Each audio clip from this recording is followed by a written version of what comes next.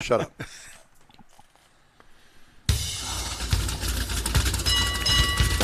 It's the In Wheel Time Car Talk Show. Today, coming to you from the Gulf Coast Auto Shield's second annual Car Social Cruise-In. Just ahead, we'll talk to some of the folks in attendance. Plus, we'll have the upcoming events calendar, and it's just jam-packed. You didn't do any work this week, did you? Yeah, why? Not on the events calendar. Mars reviews the new Dodge Durango. That's going to come up in the third hour. This hour, Jeff's going to have a feature on license plates. You thought they were still made at the penitentiary. You may be right. You may be wrong. We'll find out. It sounds like a song. Well, also, maybe right, maybe wrong. Plus, you'll hear the stories making car news this week. Thank you for joining us, and we appreciate it. Howdy, along with Mike out of this world, Mars. King Conrad DeLong. Let me move over.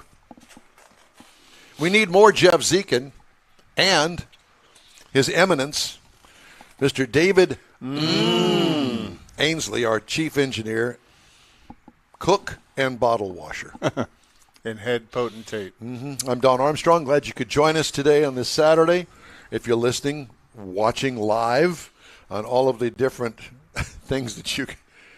How many, have you ever totaled it up? How many podcasts, how many streams, how many live? So we're on live on Facebook, YouTube, and InWheelTime.com. And Twitter and Twitch. I've got that list. And You got the list? yeah. Yeah, it was almost 50 50 outlets. outlets. Yep. And we thank all two of you listeners and watchers Who bounced joining between us. those Yeah, outlets. Exactly. Thanks, George Skelton and Jeff Heitzman. Yeah, what would we do without them? It'd be difficult, wouldn't it? Anyway, we're so glad that you could join us today. As you can tell, we're in the magic shop here at Gulf Coast Auto Shield. It's the pretty place. It's the pretty. This is the place that makes it pretty, or prettier, because most of his business here is new cars. And some stunning new cars. Yes, including the Aston Martin SUV. I don't even know what it's called. Do you? Aston Martin SUV. DB11. I'll look it up. DB Cooper. D.B. Cooper. That's the guy that jumped out of the airplane with the $1 million and Got away. got It away. was 200,000. Well, whatever it was. Remember, it was the plane that had the stairway in the back. There was a stairway to heaven. And it may be because he may have died. Everybody keeps thinking that he died. But did he? That's just because I couldn't find him. Well, They the couldn't catch him. jump doesn't kill you. It's the sudden stop at the bottom. That's what it is. The sudden stop at the bottom. Anyway, Got an Audi Q8 here in front of us. Love it. Beautiful car. I like the color of the Camaro. Is that a Z28 or what is that? I don't even know what that I is. think it's a 1LE if the black hood gives it away. Okay. And then what else is back there? There's a Q5, and that looks like maybe perhaps a Jeep or something back there. And back over here we have the Mercedes-Benz G-Wagon. G-Wagon, the which Aston is Martin. crazy priced. Oh, yeah, there's the Aston Martin. That's that one right there. And then we have the R8. The Black Ops Ford. Is that what that is? Black Ops. Okay. A special edition. Is that John's truck back there, the 3/4 ton, the brand new limited? Nice truck. Oh, my gosh. I'm telling you. But I think the interior is won by the Aston Martin. Oh, Did by you far. happen to look or feel the interior in that Aston Martin? John says it's like a baseball glove, and that's what it's like. A baseball glove. Oh, oily? It's that. No, not oily. Very smooth, though. Oily. My fingertips are still tingling when I touched it. It's made to catch balls.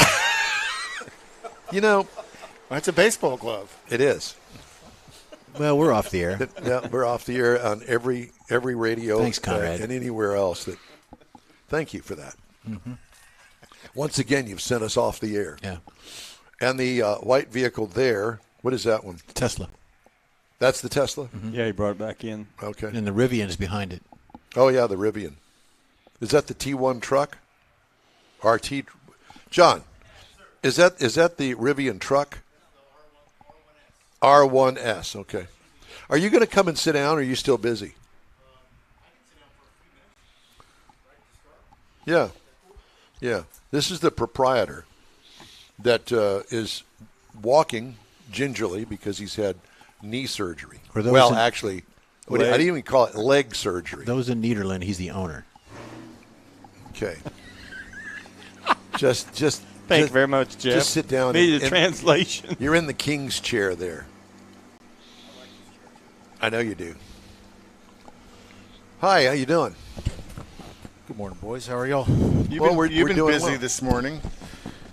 Yeah, it was an early morning. I was proud that I made it here by 6 o'clock to meet you. Yeah. Both times, Mars, you've been early. I was napping until you pulled up and woke me up. You didn't drive from Nederland this morning, did you? Sure. Good Lord. Yeah. Ask him what time you left. 3:30. No, I left at 4:02. And I remember that because I walked out the front door and I heard some woman down the street screaming. And as I was dialing 911, they come pulling up. I don't know what the heck was going on. Probably not unusual out there. At 4:02 in the morning? Yes. It was not good. Nothing He good lives happened. in Niederville. Nothing good happens Nederland. after You should midnight. have seen it Not at out 4 there. o'clock. Yeah, exactly. Well, John, the second annual. What made you decide to do it in December before Christmas? Weather. The weather. Yeah. This window is usually pretty good. Not too cold. We do risk a little bit of rain this time of year, but looks like we're going to get away with it. Touch and go this week. Yeah, it's sketchy. But you go January, you could have 30 degrees. So you never We know. We've been out actually at the Loopy Tortilla Tailpipes and Tacos. Oh, it was we went out there freezing, yeah. one morning and it was freezing. It was. It was we literally were bundled freezing. Up. We couldn't hardly move because we were so bundled Yeah. up. I think there were 12 people out there, including us. Yeah, but that's the risk that you take, and it's going to be really a crapshoot today to see who's going to show up because of all the rain that we've had. But the chance of rain today is very, very low. Yeah, we had. I guess you can't really count on your RSVPs on Facebook, but there was over 200 last wow. night, and so it should be a substantial It's crowd. still a little early. We're getting started a little early. Oh, Well, we don't even start this thing till basically 9 o'clock. Yeah, So, we got an hour to go. oh yeah, I wouldn't be too concerned with the crowd. And you have a shop full Crowd will of be here. cool cars. Yeah, there's some pretty cool stuff here. Some fairly unusual stuff. The 4x4 square. What? They don't, What do you they don't keep make calling it that? many. What is that? What are you talking about? That's a G-Wagon that's converted by Brabus, and it's got the lift on it, all that, the carbon fiber. Notice the fenders that are extended with Fender the extensions. carbon fiber on them. That's And, this thing here. Yep. Oh, I see the extensions. Yeah. Yeah, and that thing is, How much does that thing cost? I would, before markup, I'm going to guess it's in the 4.5 range. And that's $450,000. Oh my God! If you got the keys, let me pull it out for you so everyone can Yeah, see well, it. you're going to drag all the wires and everything else. No, you can't do that. And that's AMG. Yeah, it's an The hot rod. Yeah, The hot rod. it's the S63 converted, and it's S63 converted by Brabus, and nothing Brabus touches is cheap. I don't know if you've ever heard of them, Yep. but they're overseas, and their stuff is very, very expensive. Where are they out of England? Great Britain? Yes, I believe they are. They sure are. Brabus. I've heard of them, but I don't know anything about them. I've always mispronounced it as Barabbas. You might be right. I typically don't focus on Correct pronunciation. of the things I can't afford. There's that. Yeah. So Well, they also did a 6x on that truck, didn't they? yeah, they did. They sure did. And that thing is crazy expensive. So, Well, I want to know what the Aston Martin is called. I was going to look it up, but I figured that you would know. that's a DBX 707. And Hey, I was that close. car, the 707 version of the DBX, I believe, came out last year. And it's about 700 horsepower. That thing will move. I believe it's the most powerful SUV on the market right now, as far as horsepower goes. And beating the Hellcat Durango. I believe it does. That's a very, very nice car to drive. They drive great. Well, I super like- comfortable on the inside. Yeah, I was just going to say, you pointed out the thing about it feeling like a baseball glove Yes. on the inside, and it does. You feel like you're sitting in a baseball glove. It's just leather everywhere. It's a very nice car. I know the maintenance and whatnot's expensive. That's another one that, I don't allow myself to get too crazy about the cars that I can't afford. I just don't. Lamborghinis, Ferraris, those are things that I like them. And there's a reason why people sell them at 25,000 miles, because they don't want to pay for the 30,000 mile service. Well, I tell you what, if you look at the used car market and look at the Lamborghinis and Ferraris, there won't be many with that many miles on them. They're 5,000-7,000 miles on these cars. Yep. And then they're fair weather cars. They turn them loose. Time to turn them. Yeah. Let somebody else pay for all that maintenance. Well, it's expensive. This was years ago. I went up to the Lamborghini dealership up on the North Freeway and talked to the general manager. I was doing a magazine article on high-end cars and figured, well, that was easy. General manager up there was really nice at the time. Yep. I don't know who is there now. This guy was an older guy. And I asked him, I said, so who buys these cars? He says, Don, the guys that buy these cars, mainly guys, that buy these cars, money is only a means to get them. There's no limit. I mean, these are multi-millionaires, and that like cars. And so they'll buy a $500,000 Lamborghini, and they'll have it for, I don't know, a few months. They put a few thousand miles on it, and they get tired of it, and they'll turn it in and buy something else. And that's pretty common when it gets when that level of car. I mean, and I'm thinking, okay, I don't know anybody like that, but well, there's a guy that's going to come here today and bring his new Huracan STO, extremely expensive vehicle. I believe it's a Gulf livery, and I believe that option's about $80,000 for the paint. And this is a guy that you may want to talk to. He can. He's very successful in business. Owns a company, distributor nationwide called Wave Electronics. And just he and his brother are just great guys, and I think you'd enjoy talking to him. Yeah. Also, he is a 11 or 12-time world champion audio installer. And, David, there you go. A guy named Mark Fukuda, and he does keynote speeches at electronics conventions and whatnot on proper install and whatnot. He's a really interesting cat. And I think I'm gonna get him to come over and talk to you guys a little bit. We'd love that. Yeah. I got a couple people lined up that I think you'd enjoy talking to today. That's good. Yep. And then you also have some attainable cars here. That's your wife. I'm a fan of the Audi Q8. She used to be. I don't know whether she is this morning or not. She's bare. I'm not ready to put her on waivers yet. But but she's got you on her injured reserve list. That's right. Yeah. But anyway, it's a different set of people that like cars. They just have more means to be able to get the high-end it's stuff. It's like a different economic level of doing the same thing. Yeah. When we were young and we didn't have very much money, we might have a 65 Mustang, and a bucket seat was literally a bucket that you were sitting on because that's what we could do. Yeah, that's right. It's a different mindset when it comes to buying anything at that level. That's right. A Panerai watch or a Philippe Patek or even some of these high-end Rolexes. It's just most of these guys aren't buying things that they're going to lose a lot of money on either. They're very astute. Investment grade stuff. That's right. By the way, speaking of which, and I'm just going to throw this in here, I've been getting advertising for the Lilienthal watch.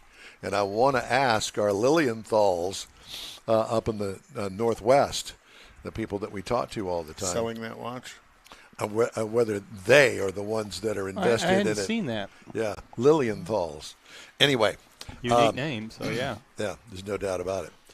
But at any rate, so how long do you usually have a car in here, generally speaking? 4 to 7 days. That's it? On a paint protection film, ceramic coating job, yes, we got to turn them. Yeah. Yeah, we have to turn them, or it's going to really clog us up pretty good. Yeah. And the paint correction is part of the film application because you got to make sure that the paint is you want to make smooth everything and clean there. underneath. Even if we're seeing a lot of on a lot of the GM vehicles right now, we're seeing a lot of dirt and debris in the paint, and so that It's actually in the paint from the paint process? Yeah, the Arlington plant is just bad right now. Dirty. And so we're doing a lot of wet sanding and other things They to need to try put a new roller on. Yeah, try a new roller. That's right. You can't just cover that stuff up. Well, they've already said that they're going to be spending $1 billion in expanding and upgrading that plant. I hope they start at the paint booth. And they've bragged for years, even when I worked with them, they bragged for years about their paint booth being state of the art within General Motors. Well, that was 30 years ago. And it sucks. I mean, for me, because Bowling Green, I was never happy with Corvette paint because it always had that orange peel to it. Now the new ones are substantially better, but the older ones were horrible. The C7s orange were the peel. worst I'd seen. So, yeah, for all the money they spend on paint booths, you'd think they could turn out a better paint job. You would think so. That's interesting. So you have to take care of the paint first before you can protect it. Yep, you do, because anything you're putting film on it, man, it's locked in, and you got some different things under the. If you have trash in the paint, it's typically going to look worse once you put film on it too. Because it's going to enhance the it bumps in it. Makes it and worse. stuff. Yeah. So he put the wrap on our truck. Yes. And he went through and did all that before he put the wrap on it because. And that was a used truck when you bought it. Yes, it was. I'm the second owner, but still, it's a 2015, so it's 7-8 years Had old. to smooth it out before you could wrap it. Well, he just wanted to make sure before he went to the trouble of putting the wrap on it because it's a really nice wrap. Yeah, it is. I've never seen a wrap like that. Actually, because the wrap was it a wrap that you had on it before? Well, it turns out that this is a wrap. That wasn't a wrap. That was more like graphics, decals, graphics. Yep. Mm-hmm. Yeah, well, this is kind of the same thing. It's just a different kind of wrapping film, and it's a film that you can print on, and so these graphics guys can download the dimensions of a vehicle and then bring designs over, and then it'll kind of print things out to fit the vehicle, and you can manipulate the graphics to put them wherever you want. I've seen some graphics on some of these plumbers' trucks. It's got people's pictures on it. I mean, it's like it was hand-painted on there, like the old sign painters. Nice Truly stuff. amazing. And those are wraps. Yeah. So, do you do very much commercial wraps? Minimal. I mean, minimal. But you would if people would present the car to you. I would probably send them to a friend of mine that is really, More really good apt with at that. that. Yeah, I probably would. He knows people. Yes, when he knows us. He does know us. Yeah. But he knows You know, smart that's a people, good thing. too. Yeah. It's funny you should say that because John and I go back to, I guess, when you started this business. Over at Custom Car Stereo Yeah. back in 15. Yep. And Steve, a friend of mine that I knew from the 1970s, actually the early 70s, he lived a couple of doors down from me in an apartment. And then he opened Custom Car Stereo. That's a whole nother story. But he called me and says, "Hey, man, there's a guy I want you to meet." And him. I said, "Okay." And so we started up a friendship back then. Gosh, what year was that? 15, 16, somewhere in there. Yeah, many years ago. I was back when I was just by myself. Yep. Yeah, Yep. Doing the Yeah, detailing. We were in the radio station in that little bitty studio. Yeah. That's right. We were. Right. But that was after I met him. Yeah. Yeah. And at any rate, so our friendship goes way back, and I've seen him grow this thing to look at this now. And then he would love nothing better than to be able to, I think, double the size of this. God, I wish I could. Yeah. I wish I could.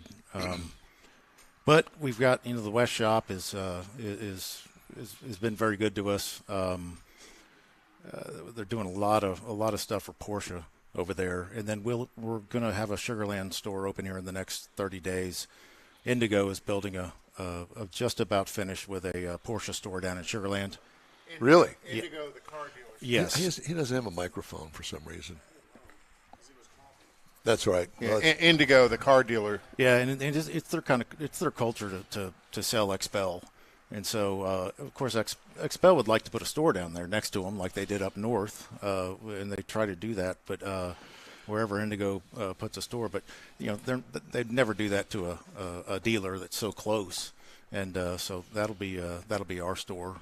So that was the partnership that works out. And we already work with Audi, Sewell Audi down there, and we're in conversation with a Corvette dealer right there on the corner as well. So that's going to be a great place for us down there. Really, and really a good. standalone building. Yep. No, it'll be in a big strip center, but it's going to be about twice this size. Oh wow. Yeah. But it won't be connected to the dealerships. No. Yeah, it'll be a standalone. Yep. Operation. Standalone operation, yes, but no, we can't really. None of these dealers have room for us to work over there. I wish they did. And how easy is it for you to find help, skilled people that know what they're doing, or do you take people in with a desire and you teach them what to do? We will do that. I've been very lucky with a lot of my paint protection people. We've gotten most of the guys here have, in some way or another, come to us From somebody else. from somebody else, or have some experience in some way doing something that artistic, and usually the guys that can draw, the guys that have some artistic ability, some creative can do this paint protection film. The most difficult talent I've found to look for is your Gulf livery. Is going to be paint correction. People that can polish, that are legit. Serene. Yeah, Serene. I got three people here that can do it, but it's just hard to find. Yeah, well, I mean, word of mouth, I think, means a lot, too. We need to move on. We're going to have you back probably in the last hour of the show, if that's okay. Yep, I'm going to get somebody over here to talk to you here in just a little bit. Okay. Guy with the Lamborghini. Cool. You'll enjoy that conversation. Yeah, look forward to it. Thank you. Yep, He was thank standing you. behind us getting ready. I think he just pulled in. John Gray, owner, proprietor here at Gulf Coast Auto Shield. Our guest this morning. The events calendar, you said that you had something. Mm-hmm. What is it? So You got a couple of things you said. yeah. Okay, so just a couple. Because I need to get to Jeff, too. Cypress Cars and Coffee is 290 Highway. No, wait a minute. Is this the cruise-in calendar? No, this is the events. All right. So this one is December 16th from 8 to 10 a.m. at 27240 Highway 290 in Cypress. It's a 2-hour cars and coffee. So it's a cruise-in. But it's out a little bit. Cruise-ins I do, which are this weekend and next weekend. And then, Car Social, which is the thing to be at. And then the other thing would be tomorrow is Coffee and Chrome at the Avalon Diner. Saturday, January 13th is also the Chick-fil-A at Ellison. They're opening a new Chick-fil-A, and they're going to host a car show. Cool. Very nice. Thank you, sir. Time now for this hour's feature by Mr. Jeffrey Zekin. Okay. And it's about license plates. Yeah, we did a segment before on vanity plates a while ago. Where are they made? Vanity plates, along with regular plates that you see going around every day. So license plates are something most everybody sees every day without much thought. However, you ever wonder where they're made? While there's some private companies that manufacture license plates, a significant portion of the plates in the United States are made by prison inmates. The practice of having inmates make license plates has been around for a century. New York opened the first license plate factory in Auburn Prison in 1910. Soon after, other states started making their own production. It was mainly a tax thing to put plates on. So for decades, prisoners served as the primary source of license plates in the U.S. Inmates stamped out the plates, painted the numbers and letters on them, packaged them up, and then shipped them out for distribution. At one time, nearly every state had some form of license plate manufacturing in the prison system. Now, we're going to talk about 6 of these states. One of them is Alabama. Alabama is the Alabama Department of Corrections runs a license plate plant in the Draper Prison Facility. Inmates produce the standard plates, and then there are some specialized plates that are made by private companies. Arizona is another one. Arizona State Prison Complex of Florence. They manufacture standard plates for the state, and again, specialty plates are outsourced to a private provider. Arkansas. Didn't know Arkansas did this. Arkansas plates are made by inmates at the Tucker Unit Prison. Some specialty plates are made by a private company. Florida State Prison at Union Correctional Institution. David, that sounds like a vacation spot, doesn't it? A vacation It spot. For does. 7 to 10 years. Yeah, exactly. Three hots and a cot. And then they also sub out the private plates for private companies as specialty plates. Florida State Prison. There you go. Manufactured. What by about prison. Texas? Texas wasn't on the list. They used to do it. I don't know if they actually do it. I think it's more private now than inmate or correctional facilities. And Louisiana does theirs in Angola. Now, there's a USA slogan on the plates. Does this mean that, is it for the prisoners? Since inmates produce plates in some states, those qualifying plates can carry the Made in USA tag. Made in USA mainly comes from the private companies that employ American workers. Are they lower quality if you get them made in a prison? Not necessarily. Modern prison plate shops have had advantage because of this. There have been some instances of inferior quality plates coming from certain prisons. Paint peels off. In the past. Arkansas. I made that up. I'm going to get letters from correctional facilities in you are. Arkansas. Do they like making them? Some prison inmates say it passes the time. When you're in there for a particular reason, it does. Of course, they can't hear anything because of all that stamping with the Well, steel. it's actually not that loud, and I've seen pictures of how they do it, and it's a little different. Are there different quality of plates between the private and the inmates? The materials are pretty much the same, and it's just a level of how they do it. Well, there the you other go. thing is that for years they've been trying to only make one plate for the Texas cars. Mm-hmm.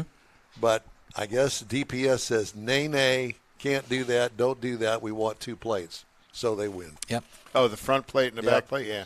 The front plate can make some cars Still look long. ugly. Yeah. Well, and that's a Well, like the revenue Corvette, thing. The Corvette, has got an actual plug that, for my car anyway, that goes where the license plate goes in the front. Well, so if you only have one plate, put it in the back, and you put the plug up front, it says Corvette on it. Well, What? there's a What are lot you of readers smiling at? too. There's a lot of like the toll roads. They read the front plate, and Okay. sometimes the back plate. So sometimes they do it both. So the front plate's important for that particular reason. Last time I took my dad to get his driver's license renewed, they came out, they looked at his van and said, "Where's your front license plate?" He said, "What front license plate?" "Well, you have to have one." So he reaches under the front seat and pulls it out, gets some duct tape and sticks it on the front of the car, and they were happy. Hey, this program's available 24/7 on iHeartRadio. Just look for In Wheel Time Car Talk. We also video stream on Facebook, YouTube, Twitch, and InWheelTime.com, among others. 30-minute podcasts at your fingertips on over a dozen podcast outlets around your favorite podcast machine. The In Wheel Time Car Talk Show continues right after this quick break. You own a car you love. Well, why not let Gulf Coast Auto Shield protect it? Houstonian John Gray invites you to his state-of-the-art facility to introduce you to his specialist team of auto enthusiasts. We promise you'll be impressed. Whether you're looking to massage your original paint to a like-new appearance, apply a ceramic coating, install a paint protection film, nano-ceramic window tint, or new windshield protection called ExoShield, Gulf Coast Auto Shield is where Houston's car people go. Curbed your wheels? Instead of buying new, why not have them repaired? How about a professionally installed radar detector? Gulf Coast Auto Shield does that too. Get a peek inside the shop and look at the services offered by getting online and heading to gcautoshield.com. Better yet, stop by their facility at 11275 South Sam Houston Tollway, just south of the Southwest Freeway, and get a personal tour. Gulf Coast Auto Shield is your place to go for all things exterior. Call them today, 832-930-5655 or gcautoshield.com. The original group of Lupi Tortilla restaurants will have you telling your family and friends just what the original recipes mean when it comes to the best fajitas in Southeast Texas. Founder Stan Holt invites you to visit the original Lupi Tortilla near I-10 and Highway 6. Here's the original house that inspired the design of all the rest and the original charm that helped make Lupi Tortilla the go-to destination for Houston Tex-Mex. Speaking of original, nothing can compete with the original lime pepper marinade that everyone will agree makes Lupi Tortilla award-winning beef fajitas the best anywhere. Lupi Tortilla Katy is another location that gives you the same quality and service Houstonians have come to expect at Lupi's. It's located just off I-10 and the Grand Parkway at Kingsland Boulevard in Katy. Find yourself in Aggieland? Head to the Lupe Tortilla in College Station, located just around the corner from Kyle Field. It's a great place to enjoy those famous frozen margaritas before or after the game. Headed east to Louisiana, stop in at the Lupe Tortilla in Beaumont. It too's on I-10. You can't miss it. The original group of Lupe Tortilla restaurants invites you in for the best Tex-Mex anywhere. It's the In Will Time Car Talk Show, today coming to you from the Gulf Coast Auto Shield second annual Car Social. It's a cruise in. Come on in. Yep. Getting ready to start here in just a minute. Just ahead, we'll talk to some of the folks in attendance, including Mark Fukuda, who's with us. I think we saw you pull in the Gulf livery car. Yeah. Has he got a microphone? He doesn't have one. Okay. Did I pronounce your name right? You did. Did I do anything right? You did everything right. Because I've been beaten down very all impressed. my life. Thank Very you. impressed. Thank you very much. So we're going to talk to Mark. And plus, we're going to look at the automotive news headlines this week. That's coming up as well. Howdy. Along with Mike out of This World Mars, King Conrad DeLong. We always need more Jeff Zekin. Chief Engineer David Ainsley. I'm Don Armstrong. Glad you could join us on this broadcast on this Saturday. If you're with us live, great. If you're listening on a podcast, well, good for you too. Thank you. Thank you. Thank you for your attendance. Mark Fukuda. Mark, have I met you before? I don't know. I've been in the car arena for a long time. I It think used to be Car Stereo. I used to be a big competitor, retail store owner. What store? It was a store in Bridge City, Texas, actually. Really? But I was a big national competitor. Sound quality install, SPL, held the world record for 6 years competing. Where did you go to compete? All over. USAC. The sanctioned bodies were covered all over the United States. Yeah, but I was just thinking like the Texas Heat Wave or something like that. Well, years ago in the Astrodome, when the Astrodome was a thing, they used to have Thunder on Wheels, which ended in 1991. It was the last year they had it. And it was put on by the local area rep for Rockford Fosgate, the manufacturer I in remember. Arizona. Are they in business? Right. Oh, yeah, they're still in business, but it's a lot different model today. Yeah. Everything is offshore made. Nothing's made in the States. Yep. You know, that kind of model. Yep. But, whenever I was growing up, Car Stereo was a thing. And we, in this area, we grew up where it really boomed in Southeast Texas. So it was really kind of the catalyst that really spurred it throughout the United States. Did you know Steve Kingsley? I do Steve Kingsley, yes I do. Yeah. That's how I met John. So I knew Steve long before. Yeah. He actually started at a place called, what is the name Radio of Shack? it? No, not Radio Shack. Thanks. You know, the slaps are building up around here. Yeah. And so he's second in charge. He's first. Okay. I There's guess some sort of weird. I'll think of it in a minute. But at any rate, Steve ultimately opened Custom Car Stereo. Right. And I think of the name. It's some weird name that he started with, selling car stereos. Right. And his success was a little bitty box ad in the sports section of the Chronicle back in the day, and his business boomed, and rest is history. And location. He was right off 59, and he obviously did very well. Well, before here. that, he was over at Westheimer and Fondren. Yep. Right, Anyway, right sorry. spot at the right time. I didn't mean to. Well, we were, like I said, at the time. I mean, that's a lifetime ago for me and for him, I'm sure. But it was timing, and we were in the middle of the boom, and it just flourished from here. It really did. Marco Polo. Oh yeah. Do you remember Marco Polo? I do. They were one of the first car stereo places in town that actually installed in cars. Oh, I thought they installed in swimming pools. No, they did that too. Yeah, exactly. That's where I ran But across. that's where he started. So, as what I'll consider an expert in car stereos, how has the evolution of the OEM stereos affected that business? Because the OEM stereos have really elevated themselves. I mean, that's an interesting question, and it's a good question, because when I started in '87 in retail, and I was just really out of high school. And Car Stereo You didn't have to rub it in. Oh, okay. It was really a good business because the OEM did not have much to offer. There was no keyless entry. There was no security. There was no navigation and all the things that we have today. And Bose may have been the biggest thing in the Well, OEM. Bose wasn't even then. No, it wasn't. It wasn't then. No, it really was. You were lucky to get a pair of speakers on the back deck and maybe a cassette player at the time, or 8-track. 8-track. Oh, yeah. Kenwood. Oh, yeah. So that was Pioneer. Really, that was really it. So Yeah. there really wasn't much else. So that opened the door for aftermarket guys like myself, because there really wasn't anything there. And like I said, the car audio competitive scene really fueled younger generation kids wanting to put big boom in their car because it wasn't known of. We were the first guys to put 12, 15, 21-inch woofers in a car. There wasn't such a thing back in the day. So And that was taken from the home stereo business. a lot of it was. My first system was in my mother's car, which was a 1978 Lincoln Town Car, which, I mean, you know what it looked like? Lots it of looked like room. a coffin, Yeah, right? yeah. And I had a pair of home speakers in the back seat belted in. That was the thing. Yeah. Right? Seat Yes. belted in. I love it. Yeah, so it morphed from there. But the OEM did not participate that much. You can buy a car, there was nothing in it, left a lot of room for aftermarket guys like us.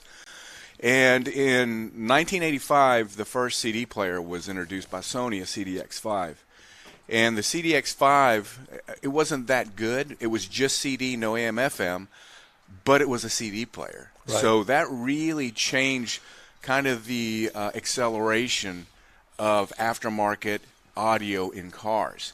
Now, the OEM really didn't accept or take on CD players and offer them in their cars 5 years later, maybe 6. But as the OEM started integrating all those things, CD, remote start, keyless entry, navigation, obviously it made it more difficult for the aftermarket guys to compete. And then the multiplexing of the interaction of A all bus, the modules B and bus, computer. all the different CAN bus, all the different protocols made it very difficult to integrate. And whenever I got out of Car Stereo, which was in '96, I sold my retail store.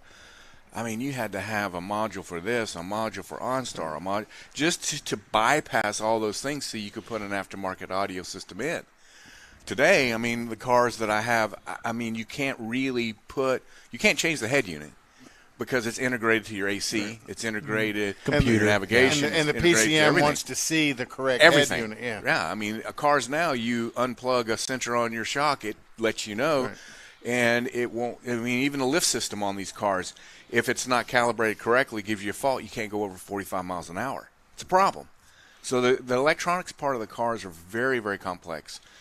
I honestly would say it's a very difficult business to be in the aftermarket electronic side of the business. And do you think the OEMs went that direction to slow down the aftermarket audio? I do, because when I worked for General Motors, that was always Well, I the mean, thing. I think it's like anything else. As a business owner, you own a business, you own a car business, you're manufacturing cars, and you see an opportunity to make more margin in your Right. product.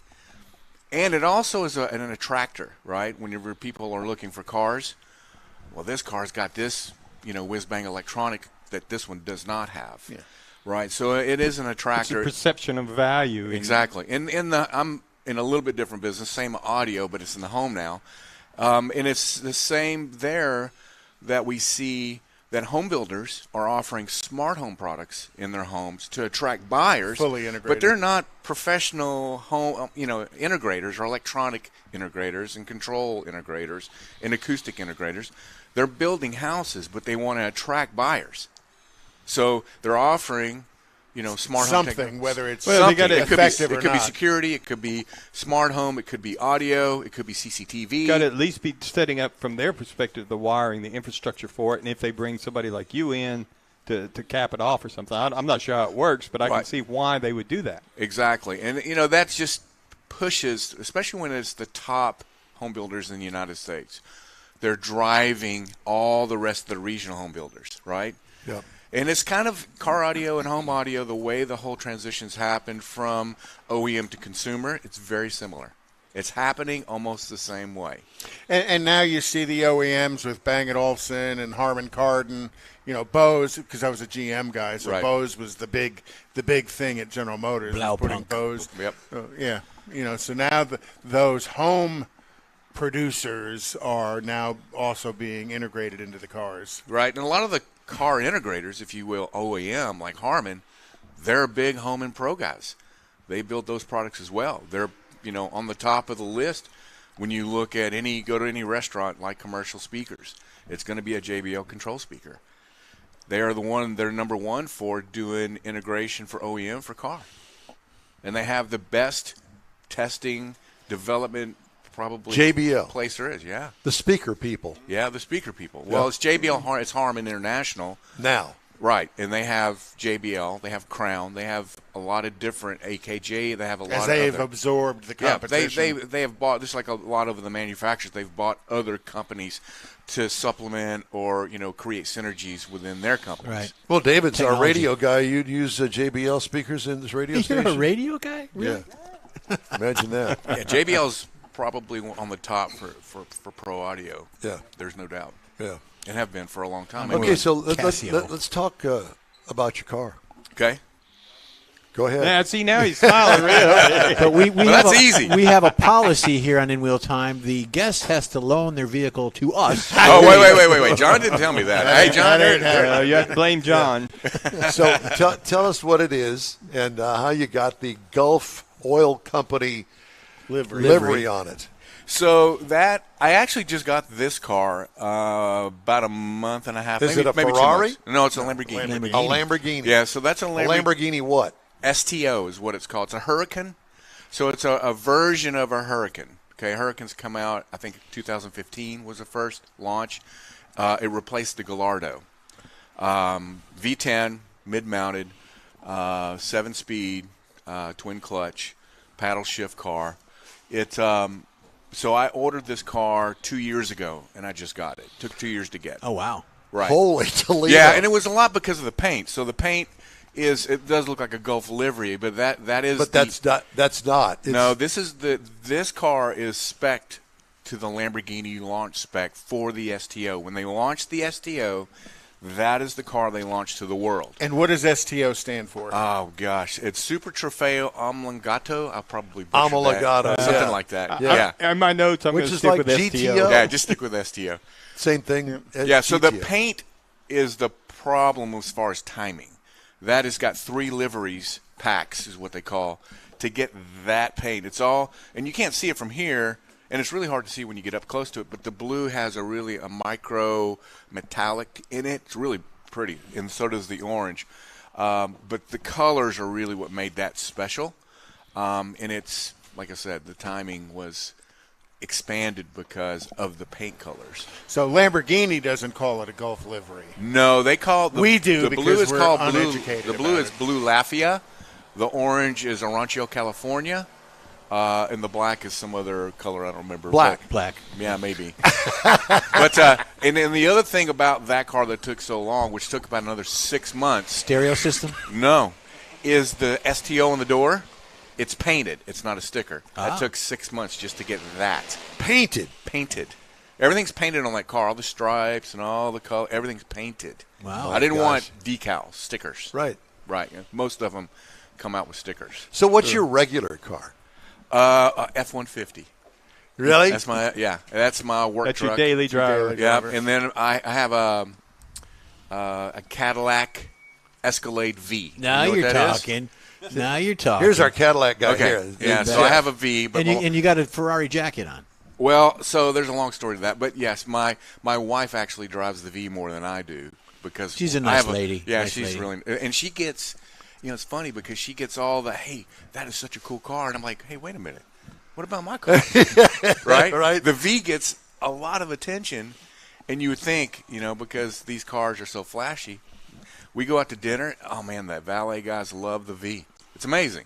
But that car is really good. It is. Yes, it is. It's really good. I've really enjoyed it. Yeah. Yeah, and it's a Cadillac. Yeah, the valet That's the guys, thing. I have visions of Ferris Bueller's Day Off yeah, running yeah. in my head as the valet guys are out putting Well, that's a 130 whole. miles I mean, on we it. can have a whole conversation about valet guys. But anyway, yeah, the I have other cars like this, but I've had Ferraris as well, and I've kind of cycled. I don't have any Ferraris right now. Well, just like I said before you got here, I don't know whether you heard me or not, but did you buy that car up on the North Freeway? I actually tried to buy it here in Dallas because that's where I get my other car serviced. Yeah. but they didn't have allocation for one at the time. And this is 2 years ago. Right. I don't know if you guys remember how crazy the car market Yes. was. Oh, yeah. And they had one of those that was black on the floor. They were asking $200 over sticker. Yeah, 200,000. 200,000 over sticker. Yeah, no. So I'm like, I tried to get allocation. I had a sales guy there. They didn't have allocation, so I had to get my allocation out of Dallas. Gotcha. Well, I interviewed the guy up there at the north side. I don't even know if he's there. He was an older gentleman that was the general manager, and he was telling me about the customers that they have, because I'm not used to, obviously, that kind of car and the buyer for that car. Right. And, you know, like you explained in your livery of cars that you have, that, you know, you've got the money, and so buy that car and play with it for a while and then trade it off, sell it, and move on to something else. Kind of like that, kind of in the same price range. And you don't lose money on it, or if you do, it's very little. He had some cars on the used side of the dealership up there, the Lamborghini dealership. He had like a Shelby Mustang, I think it was a 350 or something like that. Now, this was several years ago. And he said, Don, tell you what, I can't sell it. If you want it, I'll sell it to you. And at the time, I said, how much? He said, $35. Well, you know, that car was probably at the time twice as much as that brand new. But he just wanted to get rid of it because it didn't fit. Didn't fit his organization. Right. Didn't the floor plan, if you will. So there is that. So you just play in a different circle than what I'm used to. You know what I'm saying? I have an old Corvette that is mine, and I like it, and so I'm not trading it. I've thought about it. I thought about getting rid of it and getting a regular car, and I thought, why? You know, I like it. It's only got 34,000 miles on it, and it's 2001. So I play with that like you play with yours. Yep. Yeah. It's Everyone has their own thing, right? Yeah. So what did John do to your car? So John always typically does two things. He does a full PPF, the whole car, every panel, even the carbon fiber parts. That's paint protection Paint film. protection film, correct. And I usually get it gloss because my cars are gloss; they're not matte. Right. And because you want to definitely protect the paint because it hurts the resale value on those if you get a chip. I mean, just a chip. And I would imagine any kind of paint repair on that. You do not want any paint impossible. repair on a car like that. You do not want that because it diminishes the They'll value never match. dramatically. Yeah.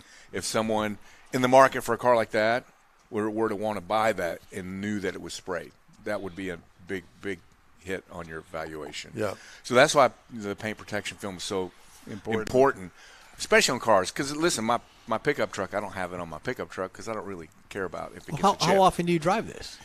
Do you freak out every time? No, I drive. It is. I would. So there's. Yeah. It is a little Daunting. unnerving sometimes to drive these cars because you are worried about someone hitting you or running into you. And the or people whatever. pull up next to you to take a picture. No, and- it's crazy. You can be going down, going down the Beltway, coming here this morning, and people are trying to catch up to me to video, and they're all over the place. Yep. You know, so it gets a little scary. But I only drive these cars. This one, I'll drive it maybe 500 miles a year, maybe 750 at most. But that's typically what I drive these cars. Generally to shows like this or cruise-ins? Or It's shows, to the gym in the morning, to go get coffee with my kids. That's it. Are you a member of the Houston Lamborghini Club? No, I'm not a member of any clubs. Any of them? No. Because I don't want to have to be committed to, hey, you have to be at this show, you have to be at that show. Because I've got a full-time job and I got 4 little kids. So it's tough for me to break away and That's just. tough to do. How old are the kids? My youngest is 4. Oh, wow. Yeah, my oldest is How 17. fun. Oh, he's great. And he loves cars. He was crying because he wanted to come with me Why this didn't you morning. bring him? Because he has his Christmas holiday play this morning. Got it. Yeah. Otherwise, you'd have brought him. I would have brought him. Yeah. And my daughter. They both wanted to come. They both love cars. Yes. That's good. So not much seat time, but this is crazy. But I enjoy just opening up the garage and looking at them. Yeah, absolutely. That's what it is No, for I me. get it. Yep. Get it all good and washed up and getting it.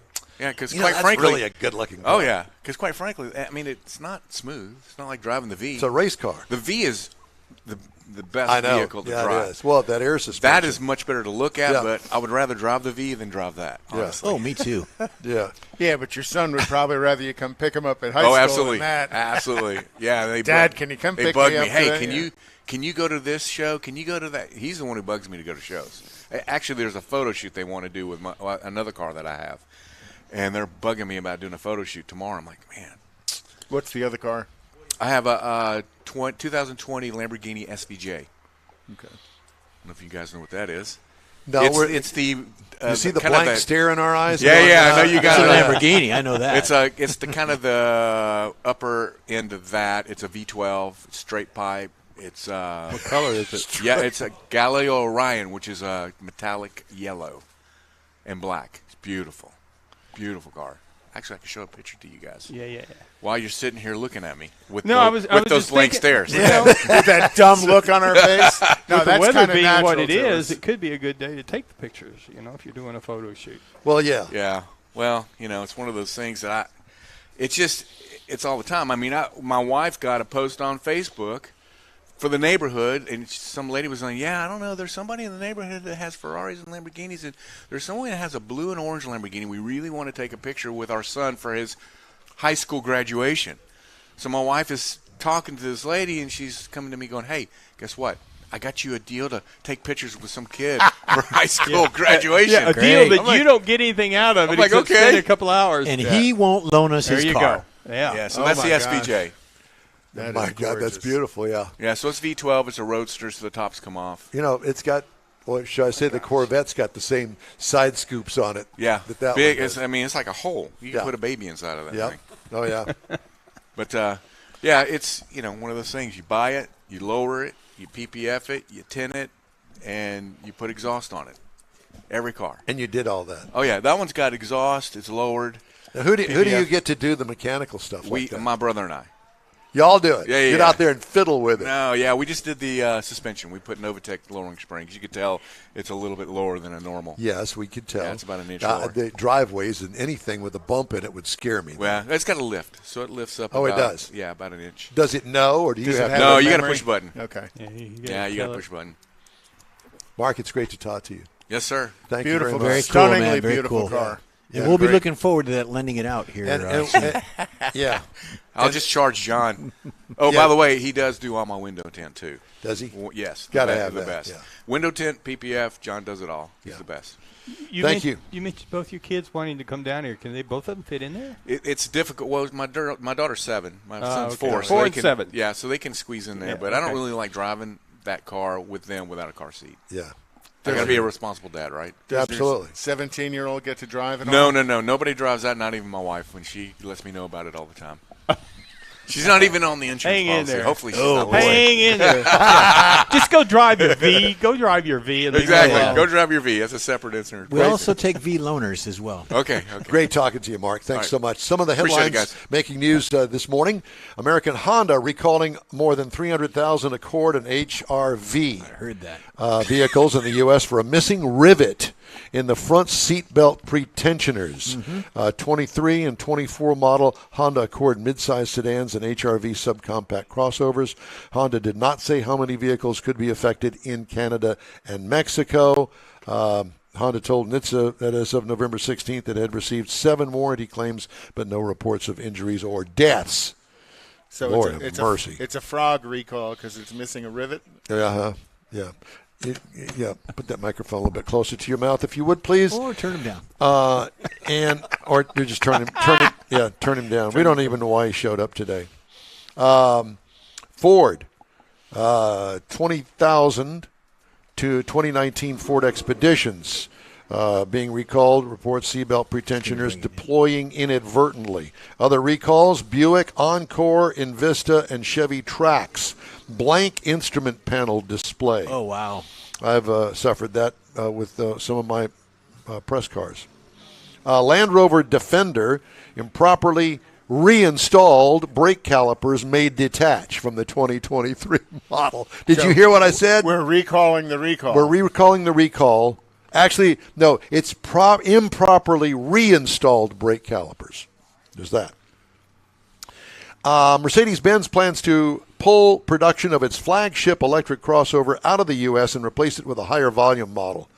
According to supply chain industry sources, Mercedes will relocate production of the full-size EQS SUV to Bremen, Germany, from Vance, Alabama, to make room for another Mercedes-Benz that they're going to build there. So here comes the Lamborghini pulling in right here. I think Mr. Mars is taking a picture of it. Yeah, he's got the camera going. Yeah.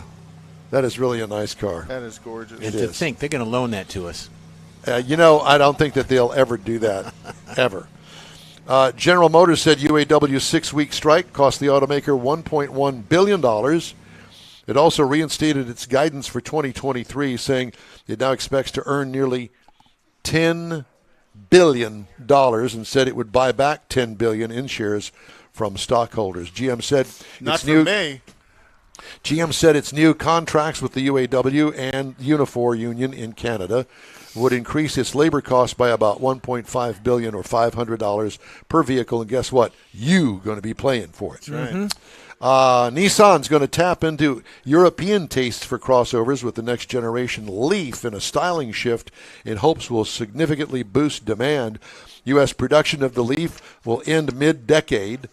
U.S. sales of the Leaf dropped 35% to 5,804 vehicles in the first 3 quarters of this year. That ain't good. Yuck. Yeah. I'm not a fan of the look. It's nice and smooth. And let's see.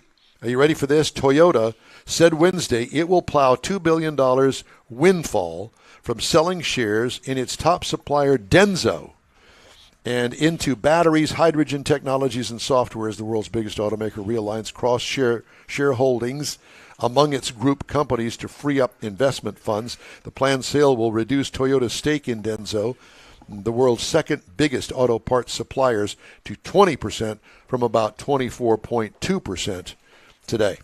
All right. That's that. Time now for a quick break here on the In Wheel Time Car Talk Show, coming to you today from Gulf Coast Auto Shield's Car Social. Back after this quick break. You own a car you love. Well, why not let Gulf Coast Auto Shield protect it? Houstonian John Gray invites you to his state-of-the-art facility to introduce you to his specialist team of auto enthusiasts. We promise you'll be impressed.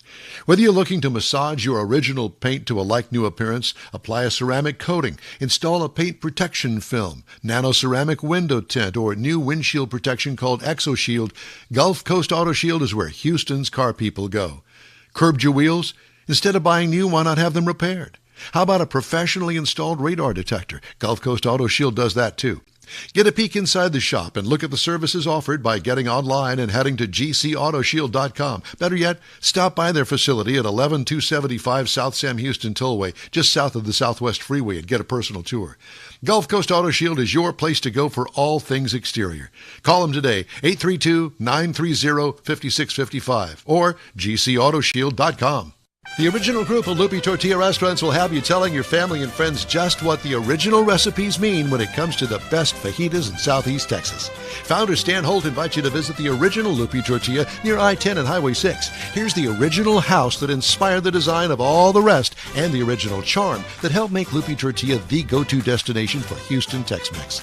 Speaking of original, nothing can compete with the original lime pepper marinade that everyone will agree makes Lupi Tortilla award-winning beef fajitas the best anywhere.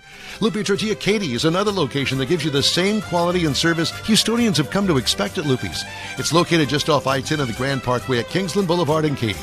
Find yourself in Aggie Land? Head to the Lupi Tortilla in College Station, located just around the corner from Kyle Field. It's a great place to enjoy those famous frozen margaritas before or after the game. Headed east to Louisiana, stop in at the Lupi Tortilla in Beaumont. It too's on I-10. You can't miss it. The original group of Lupi Tortilla restaurants invites you in for the best Tex-Mex anywhere. The In Wheel Time Car Talk Show is now part of the iHeart family. Now you'll have access to 24/7 Car Talk anytime you need a fix. Just download the iHeart Radio app and ask for In Wheel Time Car Talk, and there we are. Be sure to save us in your iHeart library for instant access. No matter where you are, you have the best Car Talk Show right on your PC, laptop, or mobile device and never have to worry about finding us again. Of course, you can always get access to our video and audio streams via InWheelTime.com and your favorite podcast channel, and all of this is free to you. From the iHeart Radio app, you'll not only hear our Saturday morning live show, but the best shows of the past, updated weekly. Never miss a minute of up-to-date new car reviews, pre-owned reviews, Conrad's Car Clinic, informative interviews, automotive news, and the most fun car talk show on the planet. Just download the iHeartRadio app, search for In Real Time Car Talk, save it to your library, and with a tap of the icon, you'll be in touch with your favorite Car Talk team. In Real Time Car Talk, streaming now on iHeart.com/In Real Time Car Talk. Howdy. It is the In Real Time Car Talk Show today, coming to you from Gulf Coast Auto Shield's second annual Car Social Cruise In. Just ahead, we talk to some of the folks in attendance here today, along with another employee. Serene's going to be with us. I got to drive the all-new Buick Envista, and no, the dashboard lights did not go out in mine. I'll give you my thoughts on it. Conrad has the cruise-in calendar and This Week in Auto History, and later we'll bring you the stories making automotive news headlines. Just ahead on the In Real Time Car Talk Show. Howdy, along with Mike out of this world, Mars, who's out there socializing somewhere. He's Because back it's there. a social. It's It is a car social. Where are the cocktails? It's a car social. We have to. I'm there's leaving at 10, and I'm we going to one of forgot. There's a garbage can over there full of empty beer cans. Actually, sure. there's That was mimosas last and night. margaritas coming up for me. We a also little have later. King Conrad DeLong here. We need more Jeff Zekin is on the dais.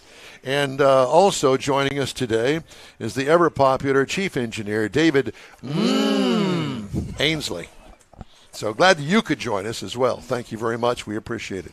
Now, over in the hot seat, as we call it, Dun, dun, dun. it's Serene Pease, and we thank you very much for joining us today. Well, thanks for having me. I'm Yeah. here. I'm alive. I'm kicking. You're always here and always alive and kicking. So Serene has worked for John a couple of years? I started with John in 2020. So 3 years. 3 years. Yeah. Yeah.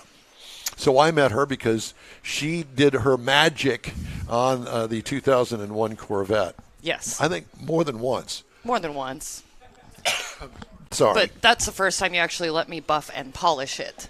Yeah. The first time you brought it to me, I took all the bumpers off, and it left these stupid halos, but you didn't want us to buff and polish it. And I was like, okay, fine. She knows And what then you she's finally doing. let me touch it, and I was like, oh, hey, by the way, I know what I'm doing. I didn't have, that was John. I had nothing to do with it. I said, here's the car, and then he gave it to you. So he was the one that instructed you to do whatever your magic was. And that's what we're going to put that right up here, right up next to you, right there like that. Yeah. That's right. Right there. Yep, right there. So Money. what is it that now I was going to say what you don't do here, but let's talk about what you do here. How do you make them better? Every car that comes in here will look better when it leaves. That's it. That's all there is to it. Yeah. No matter what we do to it, it will look better when it leaves. So you Because do the buff and the polish. I was just explaining is these days I'm not doing a ton of buffing and polishing. I'm doing a lot more coding, training some of the newer guys. It's like obviously I got to pass my knowledge on to somebody. I've been doing this for 14 years. I will be 40 on the 16th. You will not. I'm turning 40. Yes. She looks like she's in her 20s. Aw, you're cute. You do. Thanks. Thank No, you. seriously. But she's another December birthday with the rest of us. Are you? I am December 16th. 19. Wow. 19. Nice. Yeah. Nice. I don't have birthdays anymore. You don't have a birthday, okay? No. But yeah, it's these days mainly what I'm doing is a lot of coding, coaching, training. How I is mean- how is that coding to apply? The coating is pretty easy. I don't know if Is you it saw me. liquid? It is a liquid. So you put it down on an applicator pad. You apply a thin layer, let it kind of bead up, and then I go back through and I just apply another thin layer just to even out that beading. Once it starts to haze out, you kind of do a streak test. So you just wipe your fingers through it to see is it leaving the rainbows. It's like if your fingers take the rainbow away, it's still too wet. If it's leaving it, it's good to go. Then you add your leveling aid on top of that. And the leveling aid, it's like for like a self-leveling concrete. It goes on and it levels out the pad streaks in the original coating you Interesting, put yeah. down. Yeah, and so once you put that down, then you wipe that all off. Then you go back and you actually top coat it. So application, it's a 3-level process. Correct. Three, yeah. There's 3 layers to But it. you have to prep the surface first. And, Correct. And John was saying that apparently everything that comes out of the Arlington plant, the SUVs, the Cadillac Escalades, are just terrible. They're terrible. They're terrible. There's so much trash in their paint. I mean, there's so many fish eyes, and it's I'm surprised. I am very surprised at the way paint looks these days coming out. Well, the scary part about it, and I used to work for a dealership way back when I was 10. Back then, it was all acceptable. But today, I would never say to the dealership, I'm not taking that car until you fix the paint, because They can't. well, they attempt to, but they probably do more damage like I did, especially on the white painted cars. Well, that's what I mean. They can't. They don't have the skill sets to do it. Right. They'd have to send it out to Yeah. somebody like this for. Typically, it's called paint correction, but Correct. even when I worked for General Motors, there was a guy with a Corvette, and we sent it out to somebody else because he was fussing about the quality of the paint on his, and it was a C6. And I'm like, no, we're not going to do this at the dealership, because he wanted us to paint it. And I'm like, we're not painting your car. That's a black and white, because first time you paint the car, it'll never be the same, and it only gets worse. So we sent it. Actually, we sent it to Ritchie Collision up on the north side off of Veterans Boulevard, and they took care of it, did a wonderful job with it. Guy was thrilled to death and happy when it was done, but the dealerships aren't capable of properly correcting the paint issues because we were they never don't, taught. Well, yeah, exactly. I was never taught how to buff a car. Well, a lot of dealerships, they don't have skilled, trained detailers. Right. They're bringing people in who've never really done this before. I've worked for a lot of dealerships as well in my lifetime. And they bring in people who can do the basics, wash it, vacuum it, do the windows, And that's the all they want. basics. That's all they want. They don't want people who can go to the skill Well, level. they're not going to pay them either Exactly. if they found them. That is exactly it. And that's why I choose to work for here instead of other dealerships. I mean, John pulled me from Post Oak. And it's like, I could have worked at one of the greatest dealerships. I mean, Rolls-Royce, Bentley, Bugatti, they're the nicest cars. But I choose to work here because I actually get to take my time and actually love the cars the way I want to. And is the quality of their paint that much different than the quality of a GM? It certainly is. It's so much softer. You start going with your buffer, you can burn through that stuff real fast. Real fast. I can do that. Do not come near my car. Yeah, no. Well, back in the day, those hoods had a nice ridge that was stamped in them. Oh, man. And I can make that white ridge black just like that. Where's the paint? It's on the buffer now a pad. pinstripe.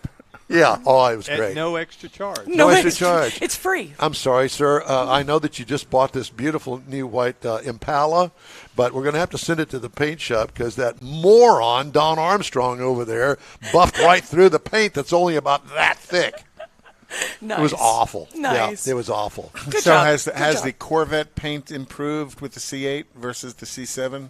It has. Yeah. I mean, it's still real close to the same, but it feels like it's got a thicker clear in some areas, more on your ridges, on your edges. It doesn't seem like it's easy to burn through on those edges. Like you can actually kind of round those edges a hair if you get scratches and stuff on them. But the orange peel is better than it used to be? No. No. That's still about the same. Oh, my God. That's always going to be about the same as long as it's done by machine, and unfortunately. My 77 Corvette that I ordered from the factory came out of the St. Louis plant. Well, that was grapefruit peel. Oh, my God. It was. It was just absolutely horrendous. You would get puddles of water in the peel on that. It on was that just generation Corvette. It was absolutely the worst, and I didn't. It was my first attempt at having a nice car, and we tried to sand the orange peel off of it. Not a good idea. No. Not a good idea. It was just horrendous. Because you've got a peel that's about 6 mils deep on that car, and you've got like 3 mils of clear and about 3 mils of color. Just awful. Just awful. Well, paint has come a long way in general. Oh, yeah. Over the whole industry. I would say in the past 10 years, wouldn't you? Would you agree with me? Oh, yeah. In general, the level, the quality of paint all over is some of these factory paint jobs that, and I can't be specific, but we drive press cars, Mike and I do. Mm-hmm. And I will tell you, there are some of those paint jobs, and especially I think it's the Asian makers oh my gosh, some of the paint that comes out of those Asian factories, unbelievably good. Oh, yeah. They Oh, look yeah. almost like custom paint jobs. Oh, yeah. Yeah, it's quite breathtaking, especially when you get it in the sunshine and you look at it and you go, wow, that looks really good. They've got some great paints. They do. They really, really do. And they know how to apply it.